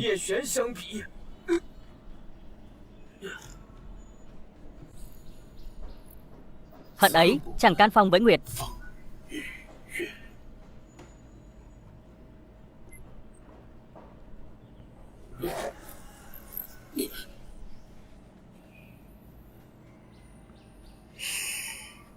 Đừng nói. Bệ hạ, người kích động rồi. Đây là trời phù hộ văn đàn võ triều ta, làm dạng danh văn phòng võ triều ta. Nhiều bài thơ tuyệt cú như vậy, còn có nhiều bài như vậy. Lão phu không buồn công sống trên đời này một chuyến. Giới ao hồ mạng hậu vô lái giả, thiên hạ này sợ rằng không còn ai có thể vượt qua những câu thơ tình này nữa. Mọi người, xin búa rượu qua mắt thợ. Dậy mau, ai cho người ngất xỉu. Dậy mau. Người tự xưng là thi thánh này, sao chưa bắt đầu đã nằm ra đất rồi? Đỗ Bạch vừa mới nói năng ngông cuồng, hu loạn phê phán tiên sinh Diệp Huyền. Nhưng nghề đạo có trước có sau, thuật nghiệp có chuyên sâu. Đỗ Bạch nguyện cầu tiên sinh thu nhận Đỗ Bạch làm đồ đệ, theo hầu tả hữu, học tập con đường thi từ. Sao không so tài nữa mà trực tiếp làm đồ đệ của ta? Xin sư phụ thu nhận đồ đệ. Ngươi, kẻ vô dụng này, khiến lão phù mất mặt. Đàn ông so tài thơ phú làm gì? Chỉ có những người đàn ông chân chính như ta mới là lựa chọn tốt nhất để vào hậu cung của bệ hạ. Ngươi là ai? Thảo dân Hoắc Nguyên, Hoắc của Hoắc Nguyên Giáp. Lực lớn vô cùng, thần dũng vô bì. Ai cho phép ngươi phá hỏng hứng thú vừa rồi của ta? Bệ hạ, đây là cao thủ võ lâm thần tìm được trong dân gian, cốt cách cực tốt, dũng mãnh vô song, là thần đặc biệt chuẩn bị cho hậu cung của người. Ta không cần. Bệ hạ, thần cả gan đề nghị. Hoàng thất trước đây lựa chọn người khỏe mạnh cường tráng làm dự bị cho hoàng thất. Người này tên Hoắc Nguyên. Ta thấy hắn là người không thể thiếu của hoàng cung. Bệ hạ, thần hy vọng người có thể cân nhắc thêm. Ngươi làm việc dưới bệ hạ, vì con nối dõi của hoàng thất mà cân nhắc. Bệ hạ nên nạp nhiều phi tần vào cung. Nếu để người như Hoắc Nguyên này vào cung, sẽ làm mất mặt hoàng thất đấy. Ngươi có ý gì? Người như Hoắc Nguyên này, nếu để hắn vào cung, chẳng phải là làm mất danh tiếng của hoàng thất sao? Ngươi dám sỉ nhục ta như vậy, ta có điểm nào không xứng với bệ hạ? Nếu người mạnh như sợi lông của ta, thì có lẽ còn viễn cứng lọt vào mắt xanh của bệ hạ. Tiếc là ta bóp chết ngươi chỉ bằng một tay. Ngươi còn dám nói ta không bằng ngươi? Ngươi cũng xứng sao? Đủ rồi, thi vệ đâu? Đuổi những kẻ ngông cuồng này ra ngoài cho ta. Bệ hạ vạn vạn lần không được. Để cải thiện gen di truyền của hoàng thất, thân này không thể thiếu. Đúng vậy, bệ hạ. Mong bệ hạ vì đại cục mà cân nhắc. Đừng nghe lời nói phiến diện của Diệp Huyền.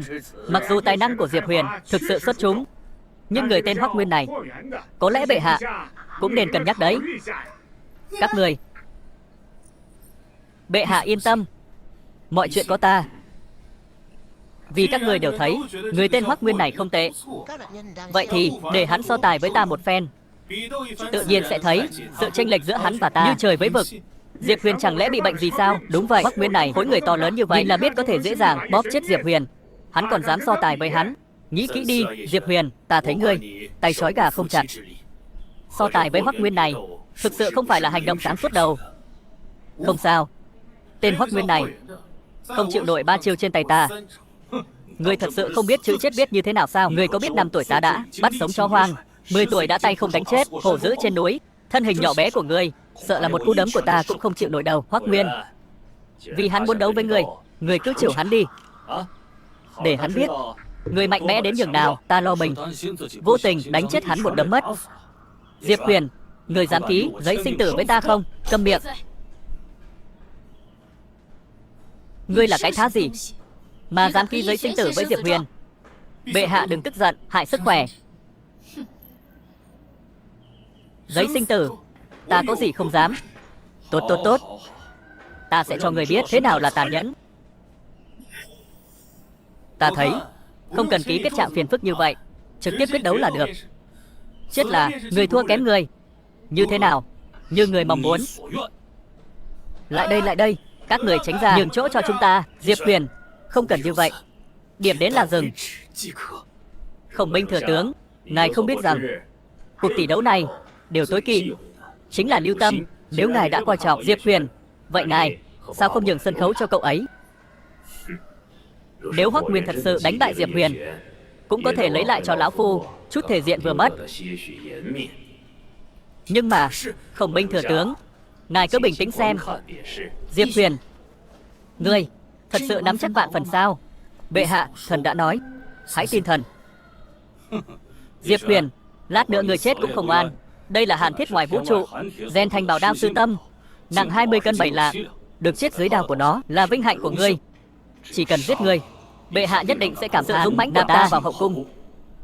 Trùng hợp quá, ta cũng có một cây súng, là Na Cha Tam Thái tử tặng cho ta từ diễn thần bâu họa tiên thương. Ngươi sẽ là người đầu tiên chết dưới đó, may mắn đấy. Đây gọi là hỏa tiên thương gì chứ? Hơn nữa, đồ thời đó, làm sao Diệp Huyền có được? Đúng vậy, thời đại thay đổi rồi, mọi người. Hỏa tiên thương của ta là phiên bản cải tiến, dành riêng cho Na Cha Tam Thái tử. Uy lực của nó vô cùng kinh người. Ta thấy ngươi là thấy đại đao của ta, nên sợ đến ngớ ngẩn rồi. Còn tên lửa gì đó, thứ nhỏ xíu này có tác dụng gì? Có khi chuột cũng không đánh chết được. Cho dù là hổ dữ, trước hỏa tiên thương của ta cũng không chịu nổi 3 giây. Tục ngữ nói rất hay, ngoài 7 bước, súng nhanh. Trong 7 bước, súng vừa nhanh vừa chuẩn. Súng là hung khí, nhưng đó là thứ dài vài mét, đâm một cái là thủng một lỗ. Thứ này của ngươi gọi là súng gì chứ? Thật sự là mất trí rồi. Đúng. Ngươi nói đúng. Ngươi, Hoắc Nguyên, ngươi còn chờ gì nữa? Không phải muốn quyết đấu sao? Phải.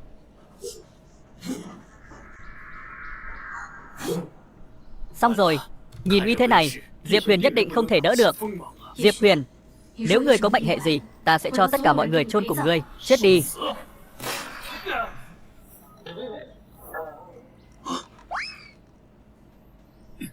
Đây là chiêu thức gì? Ta. Chiêu này gọi là Mozambique de Jin. Nghe nói qua chưa? Ngươi dùng yêu thuật gì vậy? Không thấy ngươi ra chiêu, người này sao lại chết ngay vậy? Ngươi muốn thử không?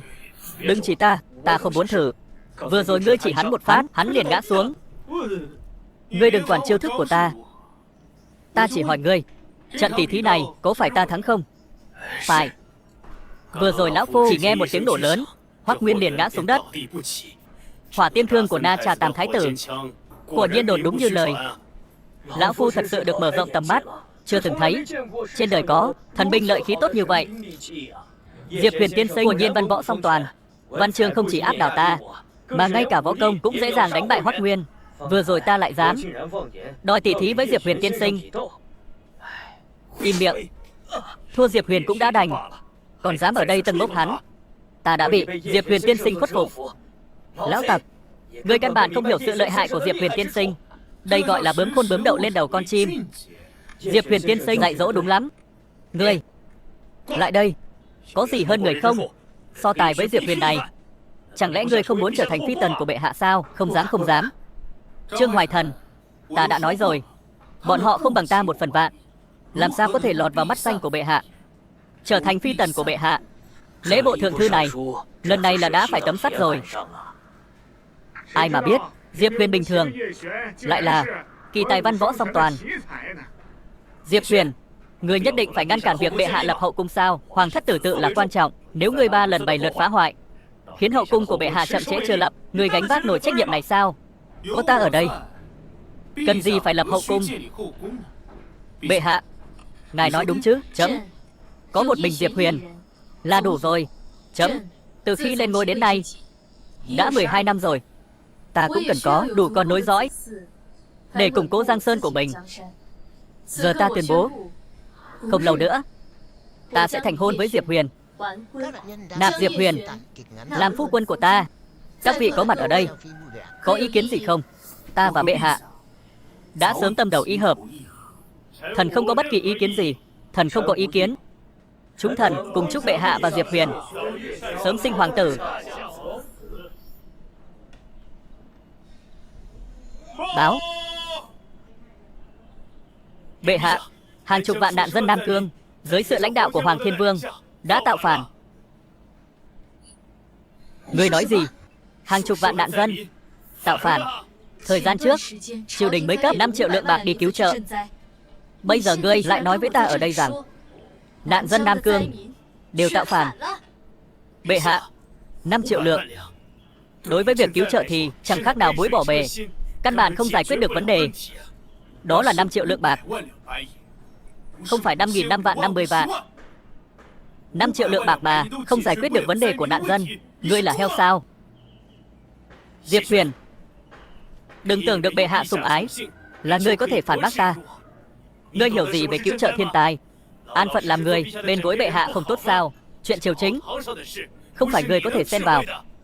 5 triệu lượng bạc không dập được nạn dân, lại khiến bá tánh Nam Cương ở đây tạo phản, nổi loạn. Ngươi còn mặt mũi ở đây hùng hồn với ta? Bệ hạ, hộ bộ thượng thư này để làm gì? Ta đề nghị cách chức ngay lập tức tất cả chức vụ của hắn. Diệp Huyền, ngươi dám? Bệ hạ, đừng làm vậy.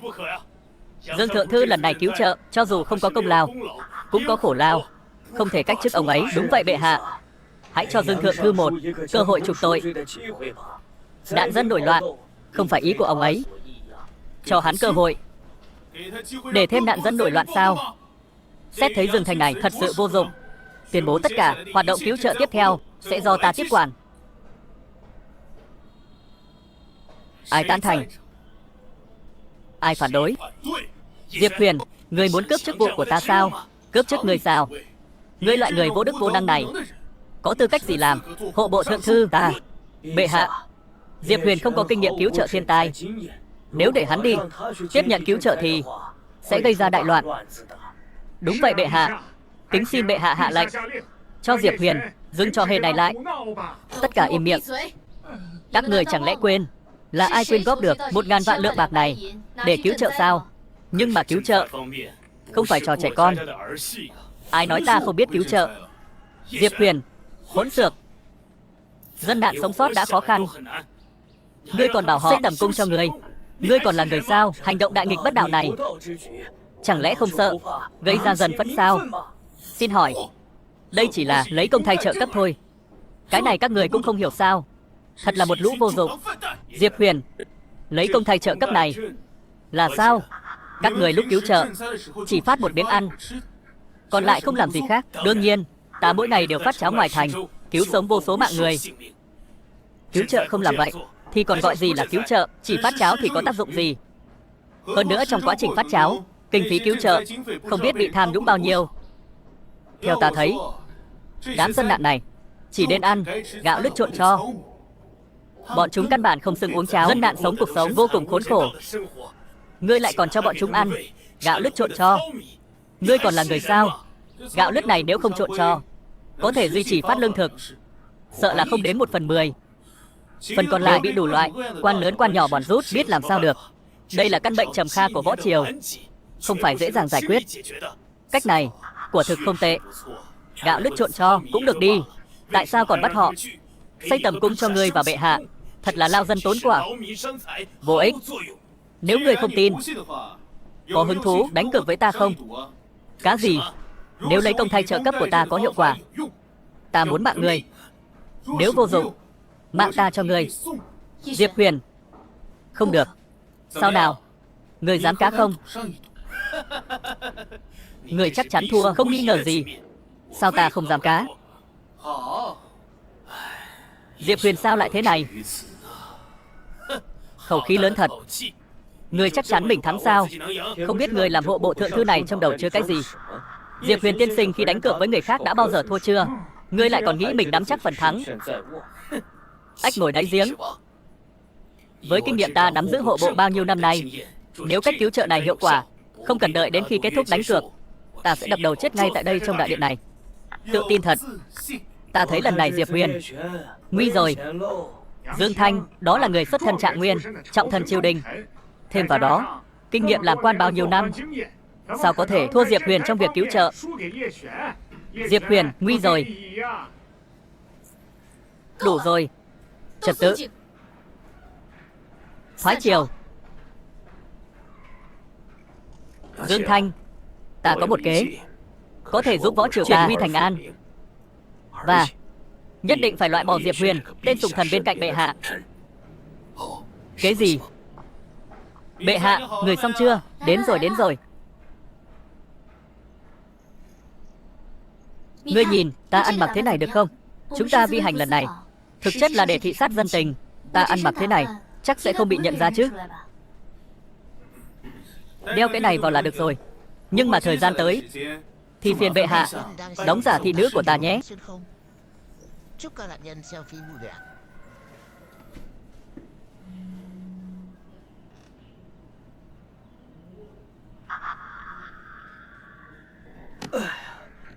Các người có nghe nói chuyện của Lăng Hạ Hà không? Lăng Hạ Hà ta biết. Sao vậy? Nghe nói mất mùa. Cả làng đều chết đói hết rồi. Chết đói hết rồi sao?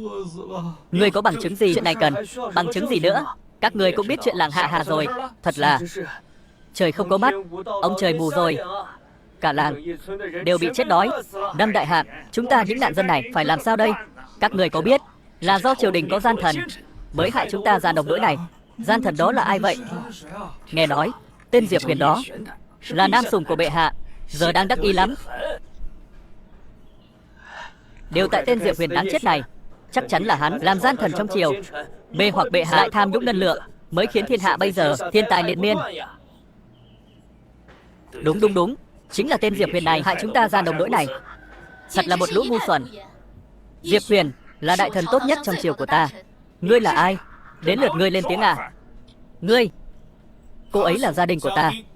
Ngươi là cái thá gì cũng dám với người của ta quát tháo âm? Ta chính là quản gia của Kiệu Bộ Hộ Thượng thư Dương Thanh. Đừng nói là một gia đình, kể cả ngươi ta cũng không để vào mắt. Chỉ là một tên quản gia cũng dám cậy thế uy quyền sao? Ngươi biết cái gì? Một người đắc đạo, cả họ được nhờ. Được. Đây chính là uy thế của Dương Thanh sao? Hai vị đừng cãi nhau nữa. Việc chính quan trọng hơn. Đúng vậy, chúng ta muốn sống sót trong năm đại hạn này, vẫn phải nghĩ cách giải quyết Diệp Huyền. Cách gì? Chúng ta cùng đến phủ nha, đánh chống kêu oan, để triều đình xử tử tên Diệp Huyền loạn thần tặc tử này. Đây là muốn chúng ta đi cáo trạng sao? Đúng, chính là muốn các người đi cáo trạng. Nhưng nếu tên Diệp Huyền đó biết được, những thường dân này có phải sẽ bị hắn trả thù không? Ngày tháng này không thiên tai thì cũng nhân họa, sống không nổi nữa rồi, còn sợ hắn trả thù sao? Được, ta cũng làm liều, cáo trạng. Ta đã nói sao thấy lạ? Thì ra những lời các người vừa nói là để kích động tình cảm của dân chúng, chỉ chờ xúi giục người khác cáo trạng. Câm miệng, không đến lượt người lên tiếng. Mọi người đừng quan tâm đến tên này nữa. Chúng ta đến phủ nhà cáo trạng. Đi không? Cáo trạng với hắn. Đi. Đi nhanh.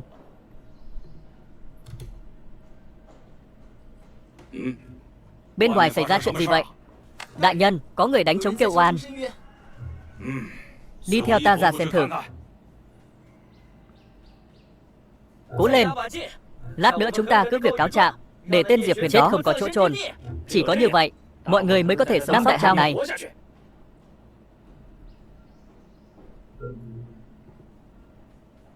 Phủ Doãn đại nhân.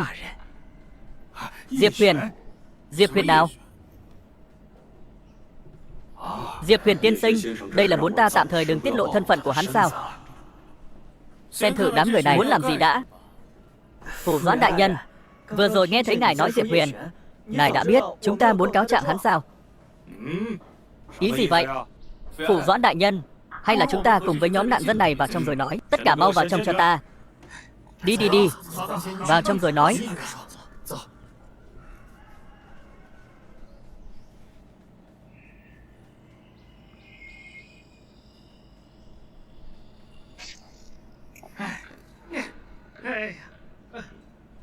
Kỳ lạ, hai người vừa nãy đâu rồi? Sao không thấy nữa? Ngươi quản nhiều vậy làm gì? Quên chúng ta đến đây làm gì rồi sao? Triều đình hiện nay gian thần Diệp Huyền lộng hành, xin phủ nha đại nhân làm chủ cho chúng ta. Thanh Thiên đại lão gia, làm chủ cho ta.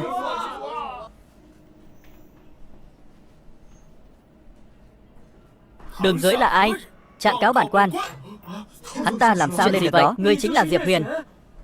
Không sai, phủ nha đại nhân. Diệp Huyền ngồi vào vị trí của ngài rồi, mau bắt hắn ta lại. Hỗn xược. Diệp Huyền tiên sinh là ta có thể động vào sao? Ta chính là ngươi ủng hộ Diệp Huyền tiên sinh. Biết điều đấy. Ngươi là Diệp Huyền. Tại sao vừa nãy ở bên ngoài lại không hề nhắc đến thân phận của mình? Vi hành, dĩ nhiên phải che giấu thân phận. Biết vậy vừa nãy ở bên ngoài đã đánh chết ngươi rồi, khiến năm nay thiên tài liên miên. Đúng vậy, bây giờ chúng ta ăn bữa nay lo bữa mai, đều là do ngươi hại. Chỉ vì hai người bọn họ tùy tiện lừa gạt các ngươi vài câu, liền cho rằng là ta, Diệp Huyền gây ra thiên tai, tham nhũng ngân lượng cứu trợ thiên tai, chẳng phải sao? Đồ chó má. Người có biết Diệp Huyền tiên sinh để cứu trợ những nạn dân các ngươi đã quyên góp được hàng triệu lượng bạc trắng từ thiện, giao cho Kiệu Thượng thư Bộ Hộ Dương Thanh để cứu trợ thiên tai sao? Không thể nào, chúng ta hoàn toàn không biết gì cả. Triều đình đối với chúng ta đã có biện pháp cứu trợ nào tốt đẹp cả. Chuyện này không trách các ngươi. Số bạc đó chắc hẳn đã bị Dương Thanh và đám quan lại lớn nhỏ dưới trướng hắn ta tham nhũng rồi. Không thể nào, vớ vẩn.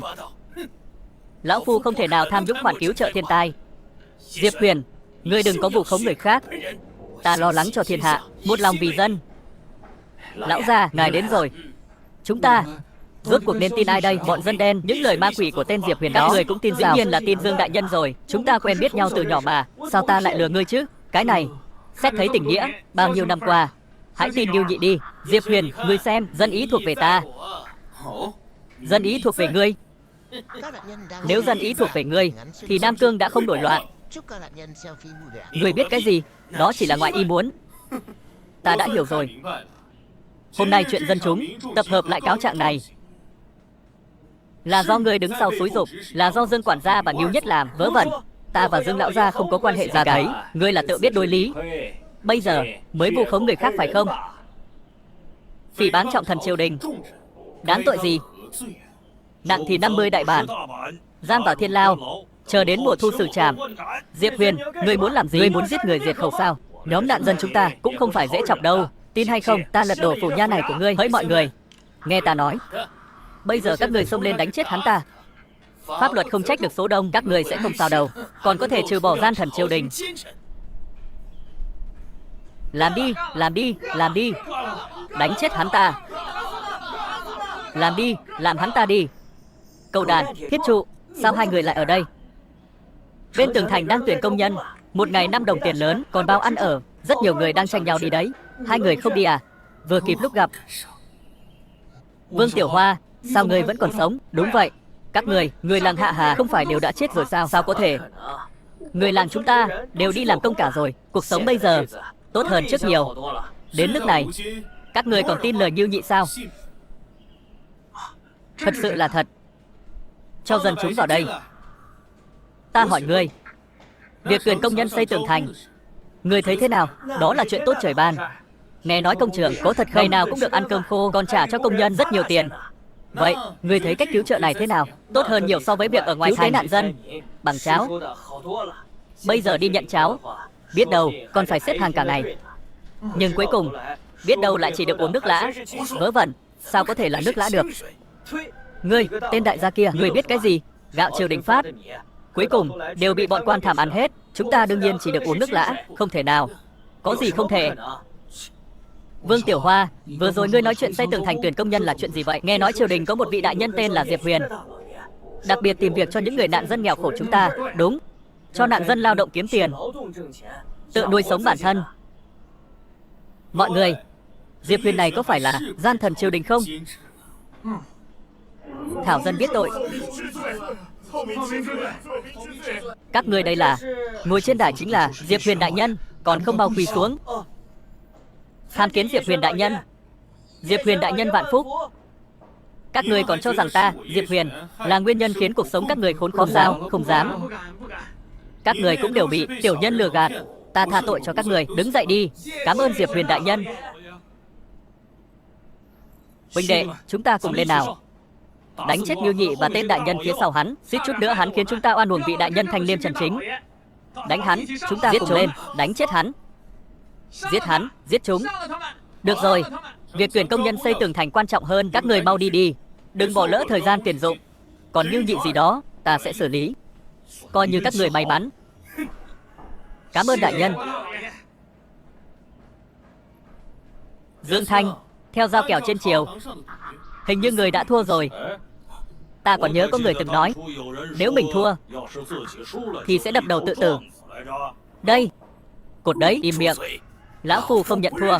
Ây da, quả nhiên là già rồi. Da mặt liền dày lên. Không đến lượt ngươi lên tiếng. Đại nhân, ta thấy chúng ta không bằng. Không bằng cái gì? Người nói đi, giết hết bọn chúng. Sau đó nói với bên ngoài là nạn dân bạo động, tất cả đều bỏ mạng. Đúng vậy, đại nhân. Như vậy, Diệp Huyền vừa chết, giao kèo tự nhiên bị hủy bỏ. Người liền thắng. Còn có thể tiếp tục cứu trợ.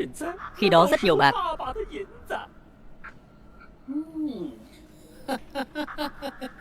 Trước đây, sao ta lại không nghĩ ra nhỉ? Hai người, quả thật là Quách gia, phụng sổ của ta. Đại nhân quá khen. Dương Thanh, Ngươi muốn tạo phản sao? Còn muốn xử lý chúng ta? Dám ra tay với ta? Thật là không biết sống chết. Các người không chết, ta ngủ không yên. Song quyền nan địch tứ thủ. Diệp Huyền ngươi dù lợi hại đến đâu, hôm nay cũng phải chết. Nha Dịch, còn chờ gì nữa? Còn không mau bắt Dương Thanh cùng đám nghịch tặc này cho ta.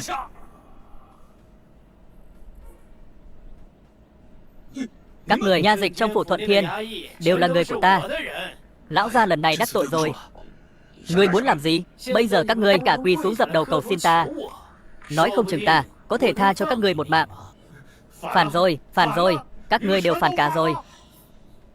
Khó trách Dương Thanh ngươi lại xuất hiện ở phủ nha. Vừa rồi ta còn nghi ngờ, vì sao lúc này ngươi lại đột nhiên xuất hiện?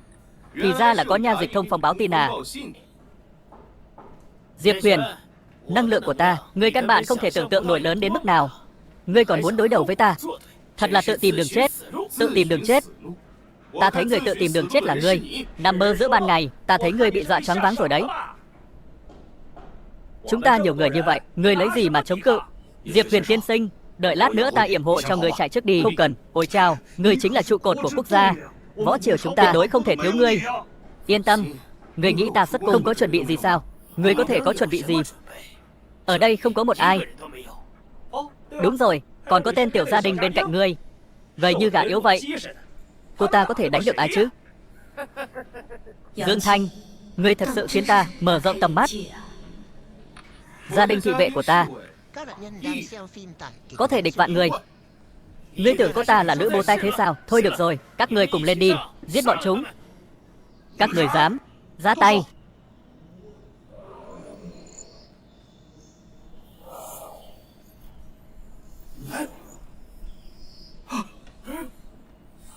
Bệ hạ.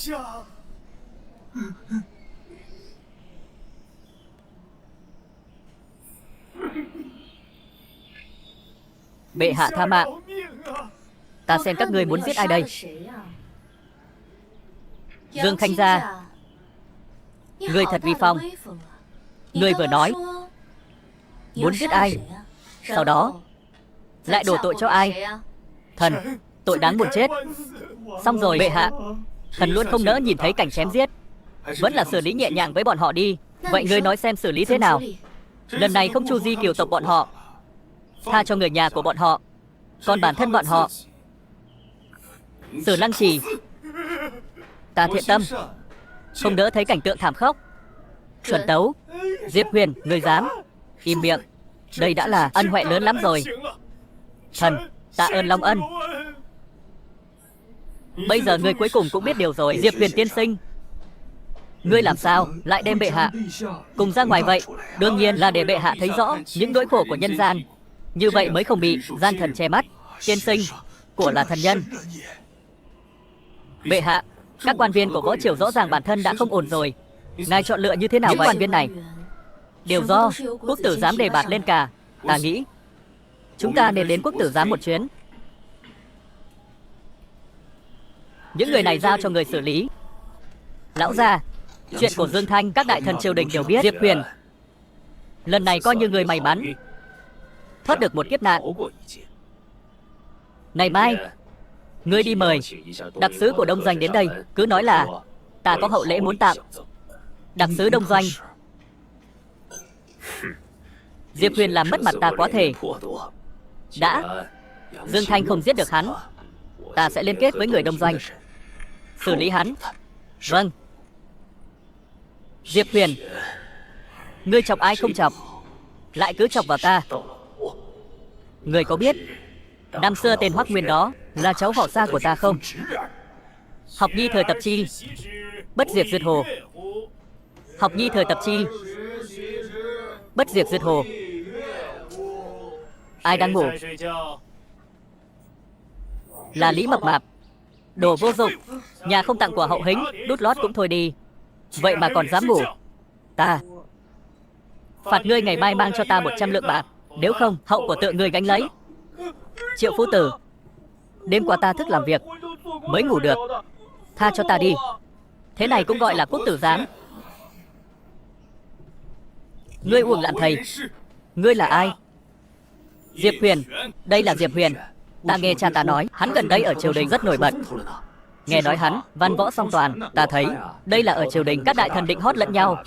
Làm gì có chuyện giỏi như bọn họ nói. Ta cũng thấy vậy, tin đồn không đáng tin, trật tự. Ta cho các ngươi nói chuyện à? Ngươi không ở triều đình, làm nam sủng của ngươi, chạy đến thư viện ta, nói năng bậy bạ gì? Đương nhiên là đến cải cách cái thể chế lạc hậu của thư viện các ngươi. Thật sự lạc hậu không chịu nổi, ngươi dám nói khoác.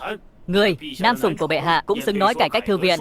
Ngươi có biết, quốc tử giám của ta lưu truyền đến nay đã hơn 200 năm rồi. Hèn chi rắc rưởi như vậy, kẻ ngông cuồng.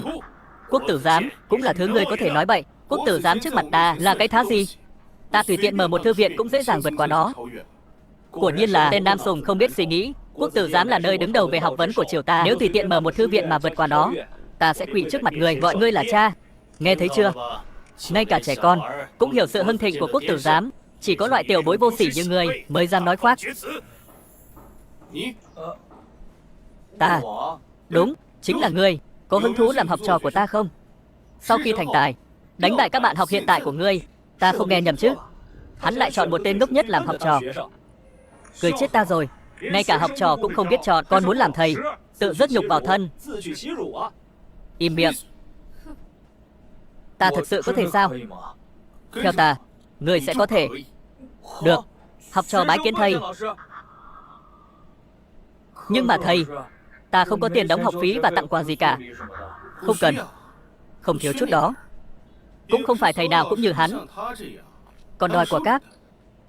Phải. Người nghĩ nhận một học trò như vậy là có thể đánh bại ta sao? Chuyện này có gì khó? Hắn dưới tay ta không quá 10 phút là có thể đánh bại người. Bây giờ tất cả học trò đồ vô dụng như hắn, rác rưởi ngu xuẩn, dù chọn thế nào cũng chỉ là rác rưởi. Thầy ra cho ngươi một nhiệm vụ. Thầy nói đi, 10 phút nữa, cùng với học trò toán học xuất sắc nhất của hắn thi toán. Nếu hắn thắng, lão phù sẽ lấy đầu xuống cho ngươi làm bô. Nhất ngôn ký xuất. Nếu ngươi thua, ngươi hãy quỳ xuống, gọi ta một tiếng thầy, rồi dâng lên cho ta vạn lượng bạc.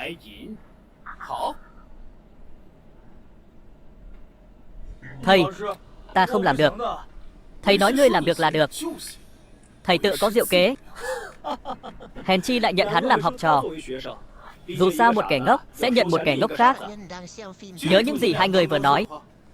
Biết đâu lát nữa hai người sẽ quỳ xuống cầu xin ta làm học trò cũng nên. Cười chết mất. Cho dù ta có chết ở ngoài kia, nhảy xuống vách đá, cũng không thể làm đệ tử của ngươi. Vậy sao? Vậy lát nữa chúng ta xem sao. Mau về chuẩn bị bạc đi. 10 phút nữa thôi, chúng ta sẽ thi toán học. Đi. Vi sư sẽ dạy bù cho con. Về rồi so tải với họ. Nếu lát nữa không dám về thì phái người đem bạc về cũng được. Diệp Huyền, hắn thật sự làm được không? Thầy à, thật ra trước đây con đã học toán rồi, nhưng học thế nào cũng không học được. Đó là vì con chưa gặp được ta, một thầy giáo tuyệt thế. Nhưng 10 phút sao có thể học được toán chứ? Này, đây là thần khí lục đạo luân hồi bi. Vi sư dùng nó giúp con, nhất định thắng. Tokudato, đây là bản đồ phòng thủ hàng hải của võ triều ta. Lão Phu tặng cho ngươi. Ngươi là Đại Đại Đích, lương dân. Tokudato, lão Phu cần ngươi giúp ta đối phó một người. Ngươi nói xem là ai? Diệp Huyền, ngươi là đệ tử mà ta coi trọng nhất. Lát nữa cứ để con ra mặt, so tài với Lý Béo. Không vấn đề. Vạn lượng bạc trắng của lão Phu đặt hết lên người con rồi đấy. Yên tâm đi thầy. Lý Béo cho dù có mọc 100 cái đầu cũng không thể thắng con nửa điểm. Không tệ. Cái tên Diệp Huyền này lại dám ở quốc tử giám ăn nói ngông cuồng, không cho hắn ta chảy máu thật nhiều thì sao xứng với danh tiếng của quốc tử giám ta. Huống hồ trước đó còn có chuyện của Dương Thanh. Nếu lần này hắn ta sỉ nhục quốc tử giám thì sau này quan lại trong triều bổ nhiệm quốc tử giám ta sẽ không vớt được gì đâu. Cũng đúng, mọi người ở quốc tử giám đều vì làm quan mới đến đi học. Để mọi người đợi lâu rồi. Ngồi. Ngồi. Sau một hồi ta dốc lòng dạy dỗ, Lý Béo đã học xong rồi. Chúng ta bắt đầu thôi. Nóng lòng đưa tiền cho ta vậy sao? Không phải, không phải. Ta chỉ muốn xong việc sớm thôi. Ta còn nhiều việc phải làm. Diệp Huyền, ta vẫn hơi lo lắng. Tin ta đi, sẽ không có bất ngờ đâu. Đây cũng là chuyện lớn liên quan đến cải cách thể chế. Ngươi làm vậy, có phải quá qua loa rồi không? Dao sắc chặt đứt tờ rối. Lầm bầm gì vậy? Còn sau hay không? Được rồi. Ngươi nói xem bên người phái ra học sinh nào. Bất tài chính là tại hạ, tên là Tôn Tiểu Dũng. 30 năm Hà Đông, 30 năm Hà Tây. Tôn Tiểu Dũng, hôm nay ngươi xong đời rồi. Vì là thi viết, mỗi người ra một đề. Trả lời sai thì thua, không vấn đề gì chứ. Ta lười ra đề. Ngươi tự ra đề một mình đi. Ngươi nói đó nha. Nếu thua thì đừng trách ta. Được. Lần đầu tiên ta thấy có người tranh nhau thua tiền dập đầu. Biết người ta ngốc, còn cười người ta. Lát nữa so xong, ngươi đi mua hạt dưa cho hai người họ đi. Được. Lý Béo, Tôn Tiểu Dũng, hai người đã chuẩn bị xong chưa? Gà và thỏ cùng nhốt trong lồng. Có tất cả 107 con gà và thỏ. Số chân thỏ nhiều hơn chân gà 56 cái. Hỏi có bao nhiêu gà và thỏ?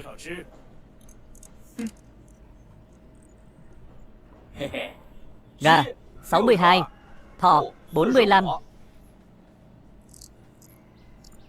Thỏ 45, gà 62. Bây giờ ra đề thứ hai. Gà nhiều hơn thỏ 12 con. Tổng cộng có 114 chân. Hỏi có bao nhiêu gà và thỏ? Thỏ 15, gà 27. 88 cái đầu, 244 cái chân. Có bao nhiêu gà và thỏ? Thỏ 34, gà 54. Ta, chờ một chút.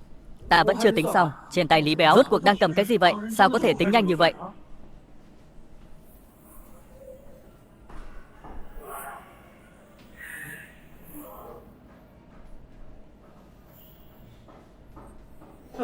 Không thể nào.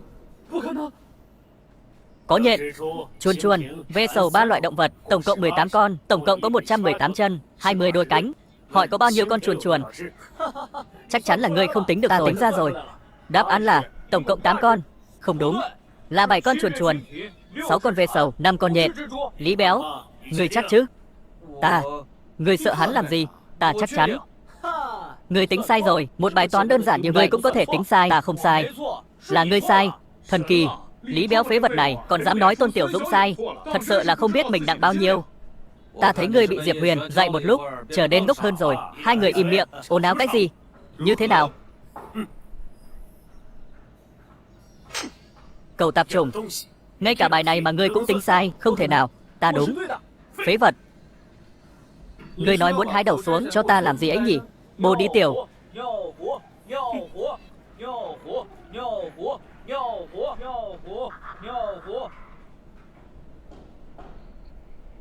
Ta thua rồi. Ta không cần đầu của ngươi nữa. Nhưng cái quốc tử giám này của ngươi thật sự không cần thiết phải tồn tại nữa. Nếu không có quốc tử giám, triều đình sẽ loạn mất. Ngươi nghĩ dạy được Lý Béo là có thể đánh bại ta sao? Quốc tử giám thật sự có thể đóng cửa sao? Đúng là như vậy. Ta có thể dạy ra một Lý Béo thì có thể dạy ra 1.000, 1 vạn Lý Béo. Ngay cả như vậy cũng sẽ không ai ủng hộ người đâu. Tại sao lại không ủng hộ? Chẳng lẽ nói một cái học viện tốt hơn quốc tử giám không thể khiến người ta ủng hộ sao? Quốc tử giám truyền thừa đến nay đã 200 năm rồi. Chỉ bằng một câu nói của Diệp Huyền, quốc tử giám có thể đóng cửa được sao? Đúng là như vậy.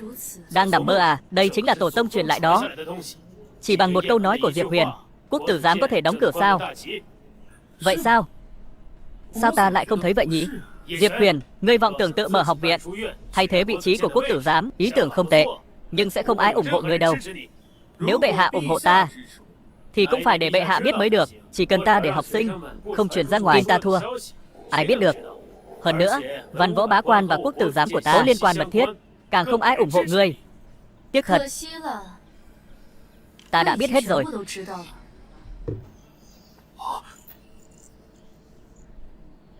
Bệ hạ, bệ hạ, từ hôm nay trở đi, quốc tử giám sẽ do thành Bắc học viện do Diệp Huyền sáng lập thay thế. Ngươi có ý kiến gì không? Thần, tạ ơn bệ hạ. Không đâm đầu vào tường thì không quay lại. Vẫn là quan lớn hơn một cấp đè chết người.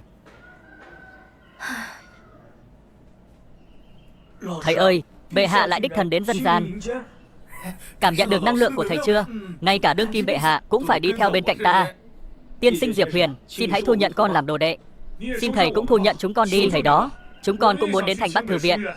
Vừa nãy ai nói chết ở ngoài kia, nhảy xuống vực, cũng kiên quyết không làm học sinh của ta. Học sinh biết lỗi rồi, trước khinh sau trọng, nghĩ đến mà buồn cười. Thôi vậy, Diệp Huyền, ngươi cứ thu nhận bọn trẻ này vào thư viện của ngươi đi. Bọn chúng còn nhỏ, xem như đây là đứa học trò đầu tiên của ngươi. Những đứa trẻ này đều là con cháu của trung thần triều đình. Được thôi, nhưng ta có một quy tắc. Sau này, Lý Bàn Bàn sẽ là đại sư huynh của các ngươi. Quy tắc là tôn sư trọng đạo. Hiểu chưa? Cần tuân lời thầy dạy bảo. Là đồ đệ đầu tiên của vi sư. Tự hỏi thế nào? 30 năm nghe nhạc sống Hà Tây, chớ khinh thiếu niên nghèo.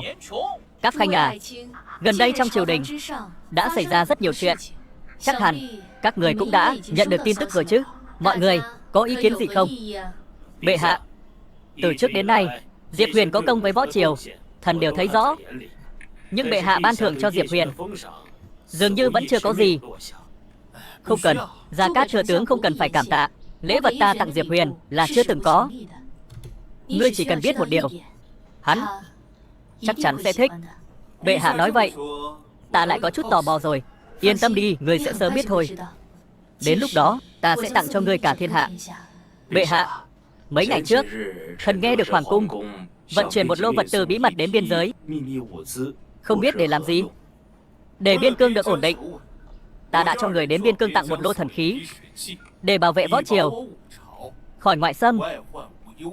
Nếu ta nhớ không nhầm, Diệp Huyền hình như gọi những thứ đó là tên lửa không đối đất, máy bay không người lái, pháo cao xạ thì phải. Đồng doanh sứ giả Tokuda to cầu kiến. Tuyên.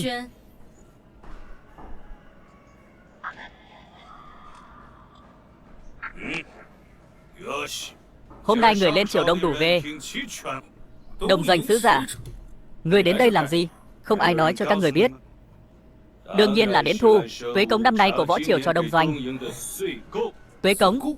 Diệp Huyền, lúc trước khi võ triều ta gặp nội ưu ngoại hoạn, quả thật đã có một trận chiến với nước đông doanh này, đánh thành hòa để chấm dứt chiến tranh. Võ triều ta và nước đông doanh này đã ký kết hiệp ước hòa bình. Mỗi năm phải cống nạp một lượng lớn vàng bạc châu báu làm tuế cống để giữ hòa bình. Sao không ai nói với ta chuyện này? Ai lại vô cớ nhắc đến chuyện sỉ nhục như vậy chứ? Nói đi, nước đông doanh các ngươi lại bốn bao nhiêu? Không nhiều, không nhiều, cũng chỉ 8 triệu lượng bạc trắng. Còn có mạng của Diệp Huyền. Hỗn trướng, 8 triệu lượng bạc trắng thì thôi đi, tại sao còn muốn mạng của Diệp Huyền? Không vì gì cả, đông doanh chúng ta chỉ muốn Diệp Huyền chết thôi. Tuyệt đối không thể. Ngươi đừng có quá đáng. Gan lớn thật, ngay cả mạng của ta cũng dám đòi. Thì ra ngươi là Diệp Huyền. Thứ mà đông doanh quốc chúng ta muốn thì không có gì là không có được. Vậy hôm nay ta tuyên bố, đông doanh quốc từ nay về sau sẽ là đông doanh huyện của võ triều ta. Diệp Huyền, ngươi có ý gì? Ý rất đơn giản. Võ triều ta sắp diệt đông doanh quốc, để đông doanh quốc trở thành đất đai của võ triều ta. Diệp Huyền, người muốn chết. Hết cách rồi. Vì các người muốn mạng của ta, vậy thì đông doanh các người không còn cần thiết phải tồn tại. Diệp Huyền, ngươi điên rồi sao? Nói những lời như vậy là muốn giao chiến với đông doanh sao? Diệp Huyền, võ triều những ngày này vừa mới được nghỉ ngơi. Thái độ của ngươi như vậy là đang phá hoại môi trường tốt đẹp đó. Chỉ là một nước đông doanh nhỏ bé, hà tất phải như vậy? Diệp Huyền, đông doanh quốc tuy nhỏ nhưng thực lực cũng không thể xem thường. Ngươi nói chuyện tốt nhất cẩn thận một chút. Diệp Huyền, không ai đứng về phía ngươi đâu. Chư vị, nếu như các ngươi võ triều có thể đem Diệp Huyền chém đầu, ta có thể đại diện đông doanh gửi tới các ngươi lòng cảm kích sâu sắc nhất. Hơn nữa, sẵn lòng cắt giảm tuế cống. Mặc dù Diệp Huyền có công với võ triều, nhưng mà nếu như đem hắn đưa cho đông doanh, đối với võ triều ta cũng không phải là một chuyện xấu. Đó chính là lòng cảm kích của đông doanh. Diệp Huyền nếu thức thời một chút, phút chốc nên mổ bụng tự sát. Ngươi, các ngươi, đủ rồi. Ngươi im miệng cho ta.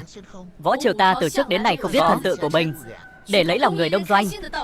Bệ hạ, vẫn hy vọng người có thể vì đại cục mà suy nghĩ. Chỉ là một Diệp Huyền, chết thì chết thôi.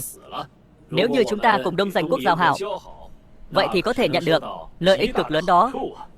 Trương Hoài Thần, ngươi im miệng cho ta. Cẩn thận ta bãi quan chức của ngươi. Đây là Ta vô tình có được bản đồ phòng thủ hàng hải của Võ Triều. Nếu các người cố chấp thả Diệp Huyền đi, Đông Doanh quốc ta nhất định dựa vào bản đồ này 3 tháng tiêu diệt Võ Triều các ngươi. Sao người có thể có bản đồ phòng thủ hàng hải của Võ Triều ta? Đây là ta vô tình có được. Vận may tốt thôi. Đông Doanh quốc có được vật này. Nếu muốn xâm lược Triều ta, vậy thì dễ như trở bàn tay. Nếu có được bản đồ này, đơn giản là như hổ thêm cánh. Bản đồ tuyệt mật này rốt cuộc là làm sao có được? Tokugato, người không sợ ta giờ khắc này sẽ giết người sao? Như vậy bản đồ sẽ trở về Võ Triều ta sao? Không cần đâu, Gia Cát thừa tướng, hắn chắc chắn đã đem bản đồ phòng thủ hàng hải đã sao chép xong, nhanh chóng đưa về Đông Doanh quốc rồi. Không hổ là ngươi, Diệp Huyền, có thể nghĩ đến ta đã làm bản sao? Đáng tiếc, người sắp chết rồi. Nằm mơ. Kẻ xong đời là Đông Doanh quốc các người. Thu Nguyệt, đem Sơn Hà Đồ của ta mang đến. Cái gì mà Sơn Hà Đồ? Diệp Huyền lại muốn làm gì? Sao ta chưa từng nghe hắn nói qua? Sơn Hà Đồ.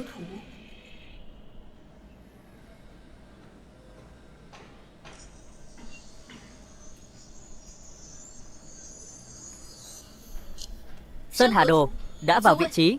Tiểu Á tử này, ngươi nên cảm thấy may mắn. Vào thời khắc cuối cùng của sinh mệnh ngươi, vẫn có thể nhìn thấy thần khí của Võ Triều ta. Không quá 3 phút, ngươi sẽ quỳ xuống cầu xin ta, để ta thả ngươi đi. Diệp Huyền, chỉ vậy thôi sao? Ngươi lấy những thứ này có ích lợi gì chứ? Còn Sơn Hà Đồ, ta thấy chỉ là mấy thứ đồ bỏ đi thôi. Thời đại thay đổi rồi, đồ công nghệ cao. Ngươi hiểu cái gì chứ? Đồ ngốc không biết tự lượng sức mình, chỉ biết tự thổi phồng thôi. Bệ hạ, xin lập tức tru sát Diệp Huyền, để an ủi cảm xúc của sứ giả Đông Doanh, từ đó có được hữu nghị của Đông Doanh quốc. Diệp Huyền, đừng làm loạn nữa. Triều đình không phải là nơi ngươi chơi trò trẻ con đâu. Bệ hạ, ta đã sớm cân nhắc đến sự thay đổi của Võ Triều rồi, cho nên ta đã đặt thần khí ở biên cương rồi. Ngươi không cần phải lo lắng mối đe dọa của Tiểu Á tử. Ngươi có chắc chắn không? Thôi đi Diệp Huyền. Nếu như ngươi cùng sứ giả Đông Doanh xin lỗi, biết đâu còn có thể vãn hồi sai lầm. Chỉ là cái thằng nhãi danh này, hắn cũng xứng sao? Diệp Huyền, nếu ta là ngươi, ta sẽ tự sát ngay tại chỗ. Ta để thể hiện sự trung thành với Võ Triều. Nếu ta là ngươi, ta sẽ chết ngay lập tức, đổi lấy hữu nghị của Đông Doanh. Ngươi à, nên hướng ta học hỏi cho tốt vào. Ngươi nói thêm một câu, ta lập tức giúp ngươi giết ngươi. Thật là vô học. Tiểu Á tử, nhìn đây.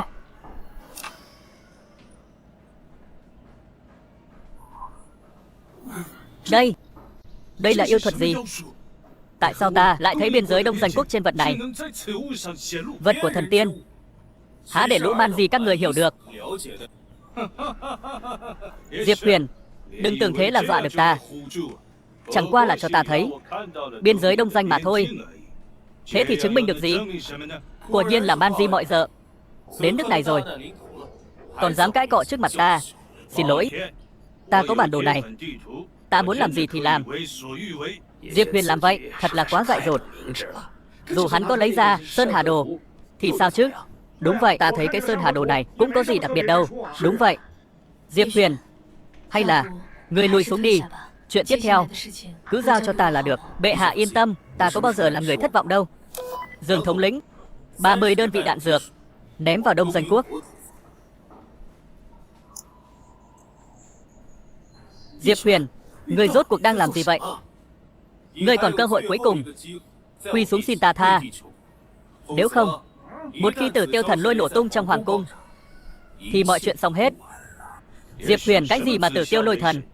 Ngươi là đọc truyện thần thoại nhiều quá nên thành ra thế này à? Để xem lát nữa ngươi còn cười được không? Diệp Huyền, ngươi có ý gì hả? Muốn diệt triều Võ ta sao? Cứ hết lần này đến lần khác khiêu khích sứ giả Đông Doanh, đáng chém đàn đao. Ta thấy người quỳ trước lũ giặc lùn lâu quá nên đứng không nổi nữa rồi à? Diệp Huyền, trước thần uy của thượng quốc Đông Doanh ta, các người vốn nên quỳ cung kính trước mặt ta. Nếu quỳ tốt, ta có thể tạm thời bỏ qua sự mạo phạm trong cách xưng hô của ngươi. Nằm mơ giữa ban ngày. Xin thủ trưởng chỉ thị, có khai hỏa ngay không? Cho ngươi cơ hội rồi. Sao Sơn Hà Đồ này lại có thể thấy được hoàng cung Đông Doanh ta? Hắn không Có âm mưu gì thật chứ? 30 đơn vị đạn dược ném vào Đông Doanh Quốc.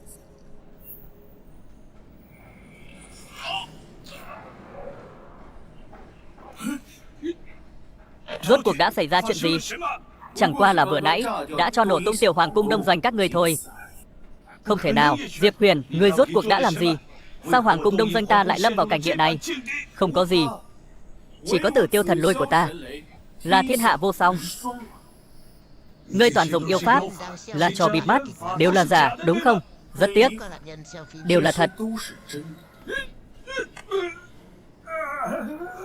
Triều Võ ta lại có thể ở ngay trong triều đình, tiêu diệt địch ở ngàn dặm xa.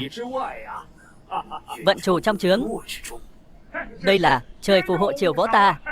Triều Võ ta tuyệt đối không có đạo lý phải chịu nhún nhường các nước nhỏ xung quanh. Các người hiểu chưa? Võ Triều vạn tuế.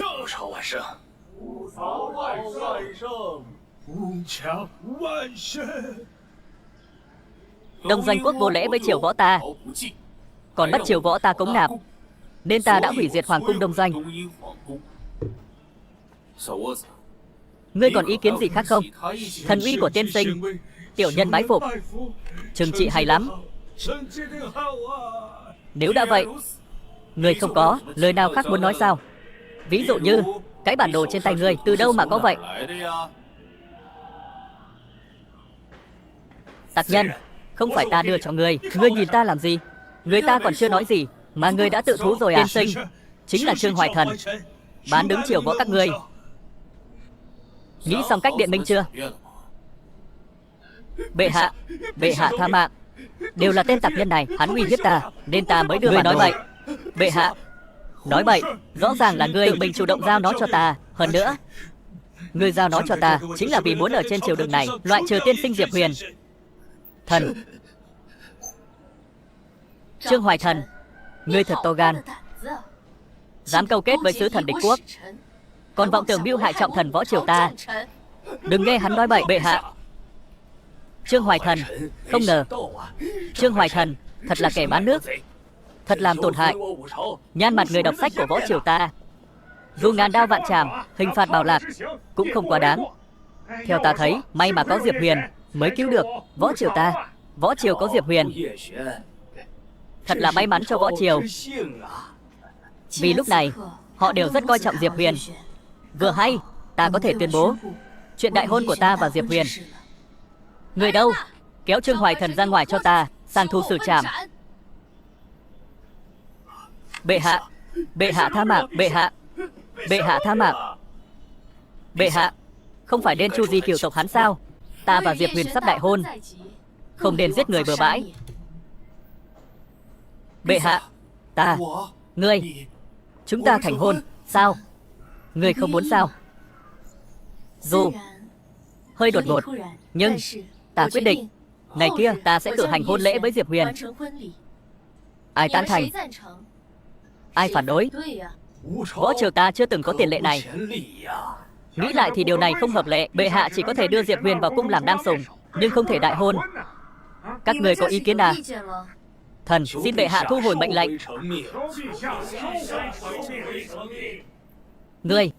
Các người giao cho ta đi. Bệ hạ, có vẻ các người vẫn cho rằng ta, Diệp Huyền, không xứng thành hôn với bệ hạ.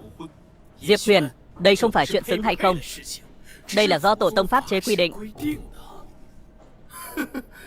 Tổ tông pháp chế? Bệ hạ, ngài nên biết, ta chính là thiên tuyển chi nhân trong tổ huấn của người, đó là điều đương nhiên. Ý kiến của ta, Diệp Huyền, đại diện cho ý kiến của tổ tông. Các người hiểu chưa? Diệp Huyền, ngươi không thể làm càn như vậy. Điều này bất lợi cho phong thủy của Võ Triều. Phải đó, Diệp Huyền, ngươi tuyệt đối không được hành động thiếu suy nghĩ. Tất cả im miệng cho ta. Hôn lễ này ta nhất định sẽ cử hành. Bệ hạ, thực ra thần có một kế.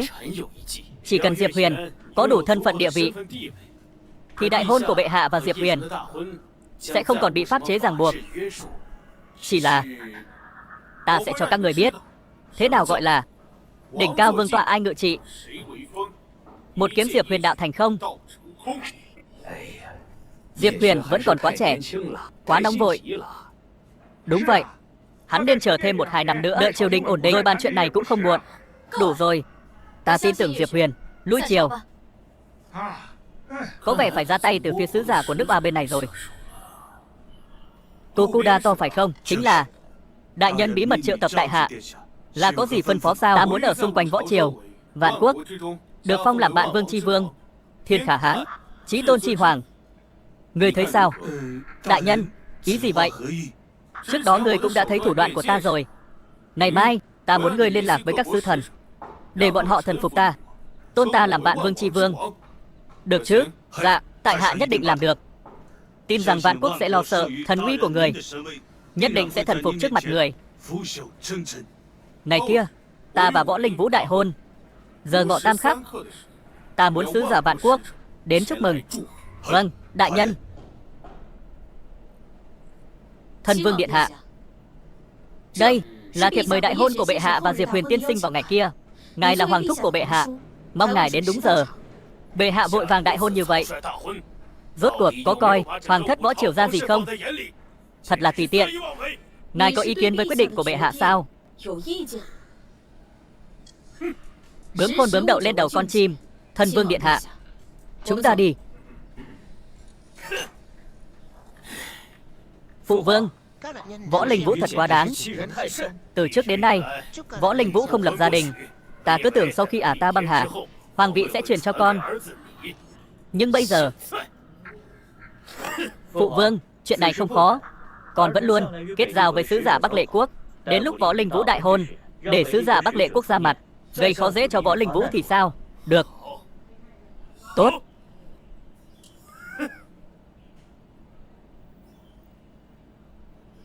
Đến ngày mai đại hôn, ta có một món quà muốn tặng chàng. Bây giờ không thể nói sao?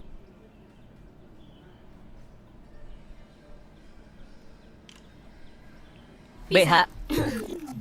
Bệ hạ. Võ Thân Vương ta đã thông báo rồi, hắn ta chắc sẽ tham dự. Ta biết rồi. Ta chỉ mong vị thúc thúc này ngày mai đừng gây thêm chuyện. Nhưng ta thấy Thân Vương điện hạ hình như ngày mai có dự định khác. Binh đến tướng chặn, nước đến đất ngăn. Có ta ở đây, không cần lo lắng.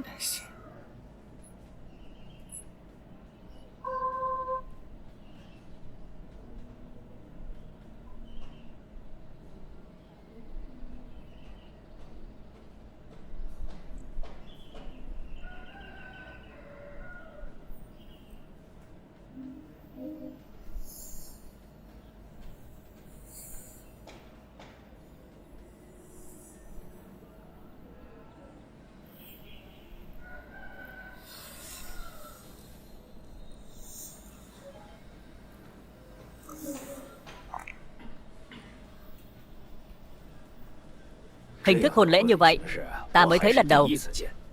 Quả thật, khác biệt. Thật là mất mặt, xấu hổ quá. Có lẽ đây là tần chính mà hoàng thượng muốn thực hiện.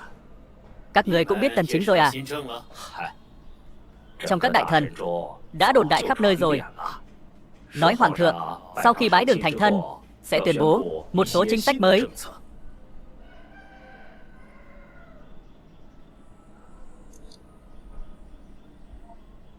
Chư vị, cùng ta uống một chén chứ. Nực cười. Diệp Huyền, hôm nay ngươi căn bản không xứng thành thân với bệ hạ, còn cùng uống. Hoàng thúc, người đến đây gây rối phải không? Bệ hạ, theo quy củ của tông thất võ triều ta, tất cả thành viên hoàng thất kết hôn đều không thể qua loa. Mà Diệp Huyền này tay trắng, làm sao có thể vào gia phả võ gia chúng ta? Hắn ta nhiều nhất chỉ có thể làm nam sủng của bệ hạ thôi. Tay trắng. Vậy những công cụ trước đây của ta đều là giả sao? Người trẻ tuổi, ta biết người muốn dựa vào quan hệ của bệ hạ mà một bước lên trời. Nhưng người chưa đủ tư cách. Trước đây người của Tư Mã gia tộc rất ngạo mạn, sau đó bọn họ đều chết cả. Người cũng muốn theo vết xe đổ của bọn họ sao? Người đang đe dọa ta. Không tính là đe dọa, ta chỉ đang nói sự thật. Chỉ vậy thôi. Hoàng thất võ triều ta lập quốc đến nay đã 300 năm. Ngươi là kẻ đầu tiên dám nói chuyện với chúng ta như vậy. Ngươi không sợ hoàng thất ra lệnh xử tử ngươi tại đây sao? Ngươi cứ thử xem. Nhưng bệ hạ bằng lòng. Hoàng thúc, Nếu người còn tiếp tục làm loạn, đừng trách ta không để tình thân, mà trừng phạt ngươi. Bệ hạ, ngài đại hỉ, đừng tức giận, không bằng nghe xem bọn họ muốn làm gì. Sau đó, rồi ứng phó. Thật ra cũng rất đơn giản. Khổng Minh thừa tướng, hôm trước người cũng đã nói, Diệp Huyền, nếu muốn thành thân, phải có đủ thân phận và địa vị, phải không? Cái này, theo lễ nghi tổ tông, của thực có chuyện này. Tuy nhiên, Tần Chính sắp tới, dường như lễ nghi này không áp dụng cho hiện tại. Nhảm nhí, Tần Chính vẫn chưa được ban hành. Lễ nghi này sao có thể không được tính? Võ triều của ta chưa bao giờ có quy tắc cưới hỏi tùy tiện.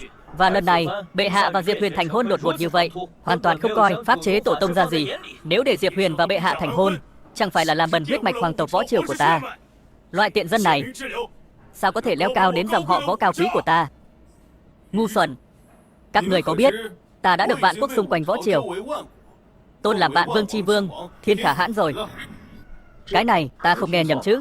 Vạn Vương Chi Vương gì chứ? Không biết, nhưng ta cảm thấy thế nào ấy. Vạn quốc khi nào công nhận thân phận này của Diệp Huyền rồi, sao có thể dễ dàng khuất phục dưới một mình Diệp Huyền? Diệp Huyền, đừng nói bậy. Sao ta lại không biết có chuyện này?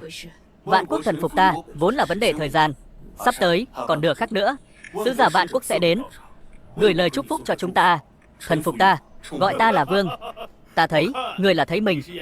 Và bệ hạ thành hôn không thành, bắt đầu phát điên rồi phải không? Có phải hay không?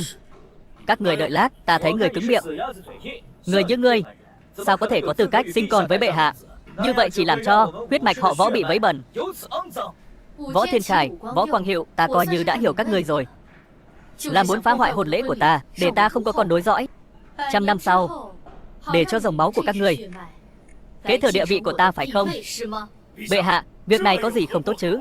Giang Sơn Võ Triều vẫn là do họ Võ chúng ta làm chủ.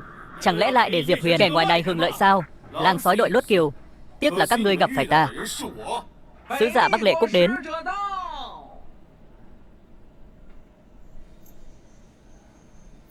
Sứ giả Bắc Lệ Quốc bái kiến Vạn Vương Chi Vương, Thiên Khả Hãn.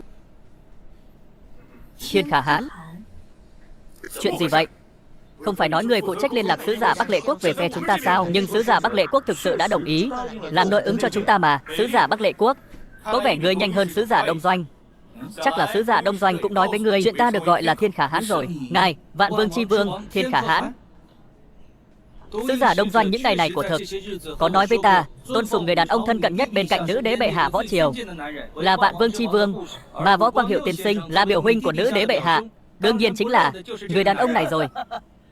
Diệp Huyền, ngươi xem, trước mặt sứ giả Bắc Lệ Quốc, ta mới là Vạn Vương Chi Vương, Thiên Khả Hãn. Ngươi đang đe dọa chúng ta sao? Bệ hạ, ta không dám. Dù sao, mạnh như Đông Doanh cũng có Thiên Khả Hãn mà họ tôn sùng. Bắc Lệ Quốc ta là tiểu quốc, đương nhiên cũng phải tôn sùng ngài ấy là Vạn Vương Chi Vương, Thiên Khả Hãn. Võ Quang Hiệu tiên sinh, Bắc Lệ Quốc xin kính chào. Bắc Lệ Quốc tôn lắm. Có vẻ như ngươi chọn về phe Võ Quang Hiệu rồi. Chắc hẳn ngươi chính là sùng thần Diệp Huyền trong lời đồn của nữ đế bệ hạ phải không? Một tên sùng thần nhỏ nhoi cũng dám ở đây bất kính với Võ Quang Hiệu tiên sinh. Thu Nguyệt đâu? Chém tên sứ giả Bắc Lệ Quốc này ngay. Diệp Huyền, ngươi điên rồi. Ngươi muốn khiêu khích Võ Triều và chiến tranh với Bắc Lệ Quốc sao? Thu Nguyệt thống lĩnh dám tiến lên một bước, ngươi chính là tội nhân lớn nhất của Võ Triều. Diệp Huyền, chưa đến mức vì chuyện nhỏ này mà giết sứ giả Bắc Lệ Quốc. Bệ hạ, Diệp Huyền ta sẽ không nhượng bộ. Thu Nguyệt, còn chờ gì nữa? Diệp Huyền, các ngươi muốn làm gì? Ta chính là trọng thần của quốc quân Bắc Lệ Quốc. Nếu ta xuất hiện ở Võ Triều, dù chỉ một chút vấn đề, quốc quân cũng sẽ tấn công Võ Triều mà thôi.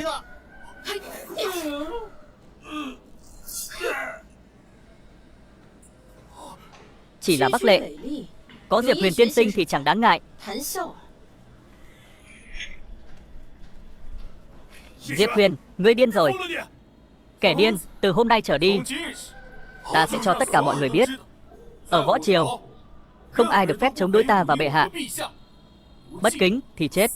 Diệp Huyền, tại sao ngươi nhất định phải giết sứ thần Bắc Lệ? Nếu họ thực sự phát động chiến tranh với Võ Triều chúng ta thì phải làm sao? Bệ hạ, họ không dám đâu.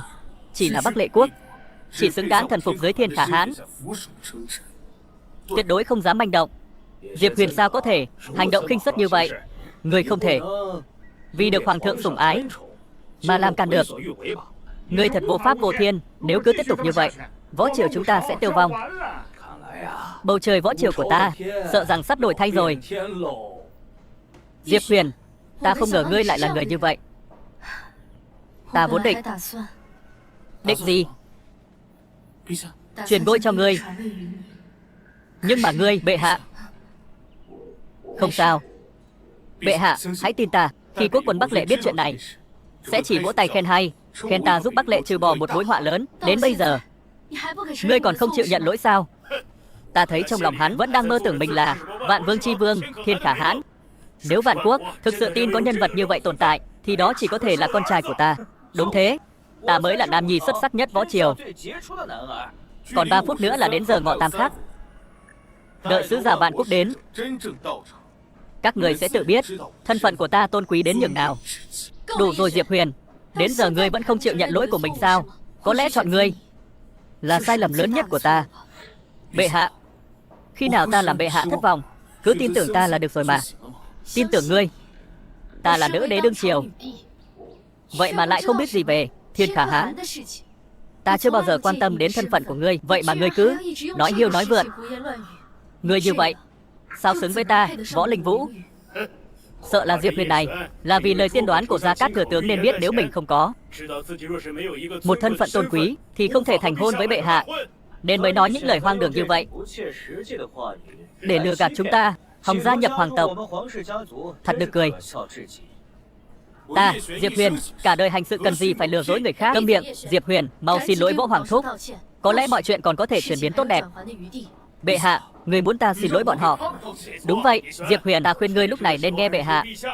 Quỳ xuống dập đầu 10 cái cho chúng ta. Có lẽ ta sẽ tha thứ cho người tội bất kính vừa rồi. Nếu ngươi muốn thành hôn thì hãy nhận lỗi đi. Xin lỗi bọn họ thì đã sao?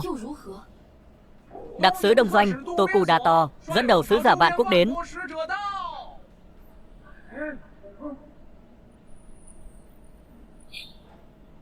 Tokudato, Đông Doanh đặc biệt đến đây chúc mừng nữ đế võ triều và Vạn Vương Chi Vương Thiên Khả Hãn kết thành phu thê. Chúc mừng Thiên Khả Hãn và bệ hạ hạnh phúc trọn đời.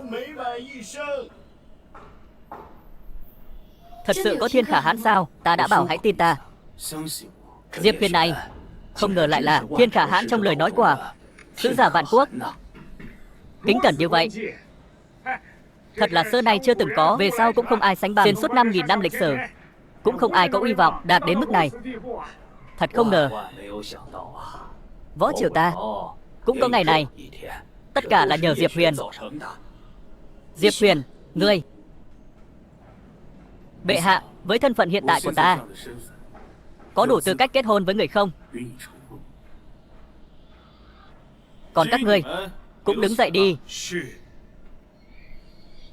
Sao có thể? Tất cả đều là giả. Giả cái gì? Diệp Huyền tiên sinh là thần nhân trời sinh, sứ giả của Đông Doanh và Vạn Quốc. Tôn phong ngài là Vạn Vương Chi Vương Thiên Khả Hãn. Đó là thiên mệnh được trời ban cho đại sự thiên hạ. Bằng cái gì? Bằng cái gì mà phải quỳ trước mặt Diệp Huyền cúi đầu xưng thần? Vẫn chưa từ bỏ ý định à? Tokudato, lấy thứ ta đưa cho người già, cho bọn họ xem.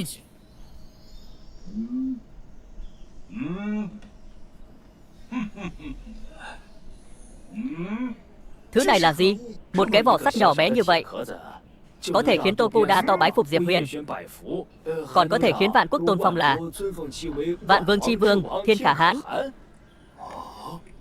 Thứ nhỏ bé này trông cũng rất bình thường. Các người hiểu cái gì? Đây chính là thần vật chí cao của Diệp Huyền đại nhân. Thứ này rất đơn giản, ta gọi nó là Hà Đồ Lạc Thư. Hà Đồ Lạc Thư, chẳng phải đó là kỳ vật trong truyền thuyết, biết trước 500 năm, biết sau 500 năm sao? Thật sự có bảo vật này sao?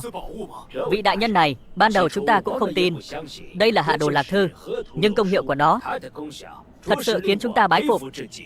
Võ triều có thứ này, xứng đáng là bá chủ thế giới. Nực cười, một thứ đồ chơi nhỏ bé như vậy cũng xứng gọi là Hà Đồ Lạc Thư.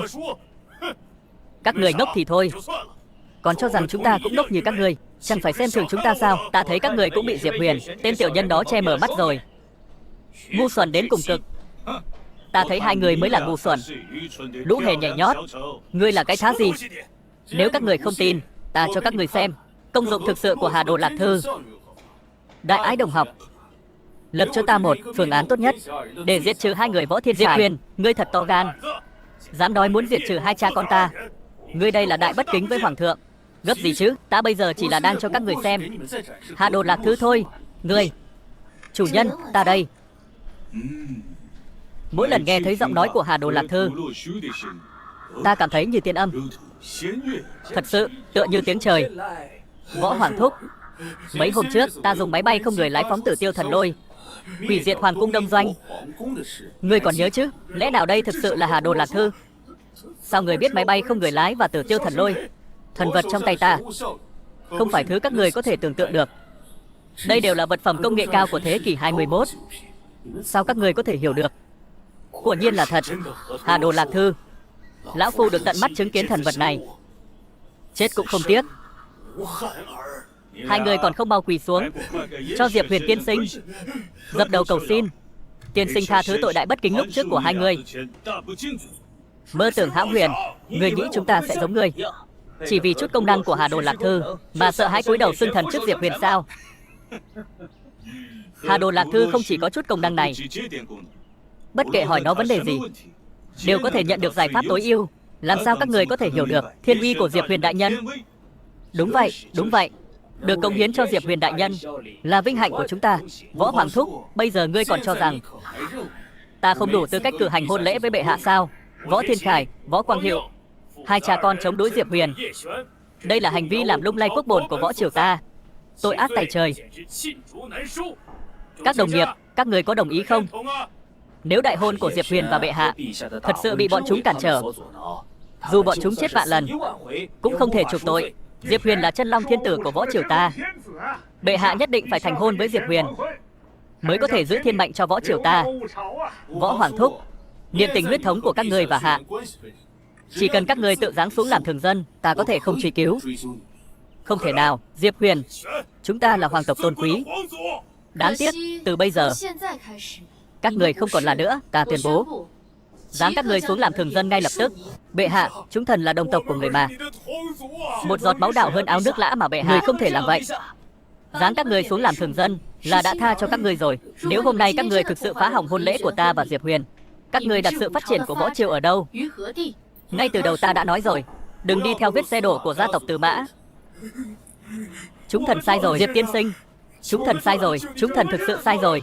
Thu hồi mệnh lệnh đi. Thu Nguyệt, lôi hai người họ xuống đi. Để họ ở đây sẽ phá hỏng bầu không khí hôn lễ.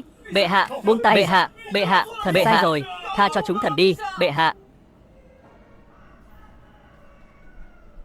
Bệ hạ, sao còn chưa đổi cách xưng hô? Linh Vũ, phu quân. Linh Vũ sẽ đem lễ vật đã chuẩn bị tặng cho chàng. Chư vị, chuyện Tần Chính các vị đều đã nghe nói rồi chứ? Muốn nghe chi tiết về Tần Chính, nữ đế võ triều Võ Linh Vũ cảm thấy Diệp Huyền có tư chất hơn người, nên nhường ngôi hoàng đế cho Diệp Huyền. Chư vị sao không nói gì vậy? Sao? Các vị không muốn à? Bệ hạ, võ triều chúng thần chưa từng có tiền lệ này. Điều này không thích hợp. Linh Vũ, việc này quá đột ngột. Nhưng ta chắc chắn không có hứng thú với ngôi vị hoàng đế này. Hay là thôi đi, không được. Hoàng đế võ triều này nhất định phải do chàng làm. Ta. Bệ hạ, cứ nghe theo Diệp Huyền đi. Nếu người thực sự coi trọng Diệp Huyền thì sau này đại sự triều đình đều giao cho Diệp Huyền cũng được, không cần nhường ngôi hoàng đế. Người đang dạy chấm làm việc sao? Nghĩ lại đi. Bệ hạ, ta đã quyết rồi. Bệ hạ, Linh Vũ, chư vị cùng ta bái kiến tân đế Diệp Huyền.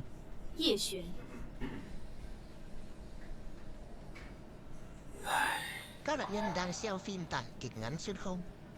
Võ Linh Vũ, thần đẳng, bái kiến tân đế võ triều Diệp Huyền. Ngô hoàng vạn tuế, vạn tuế, vạn vạn tuế. Mau đứng dậy. Linh Vũ, nàng làm gì vậy? Ta thích. Thôi, các người cũng mau đứng dậy đi. Bệ hạ, giờ phút này chúng ta còn chưa vào động phòng sao? Đây là nàng nói đấy nhé. Tiếp theo các người cứ tự nhiên. Ta phải truyền lại huyết mạch cho võ triều.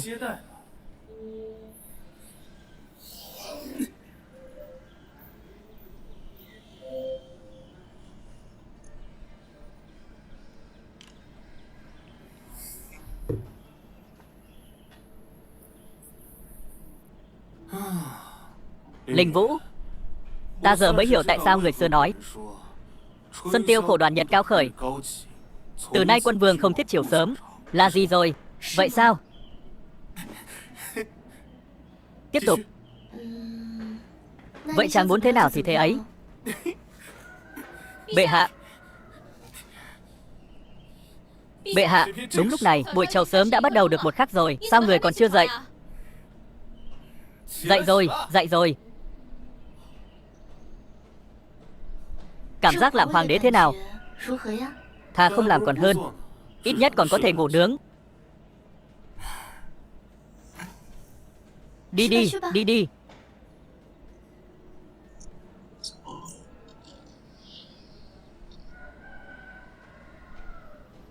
Linh Vũ, có lẽ đúng là tổ tiên người hiền linh.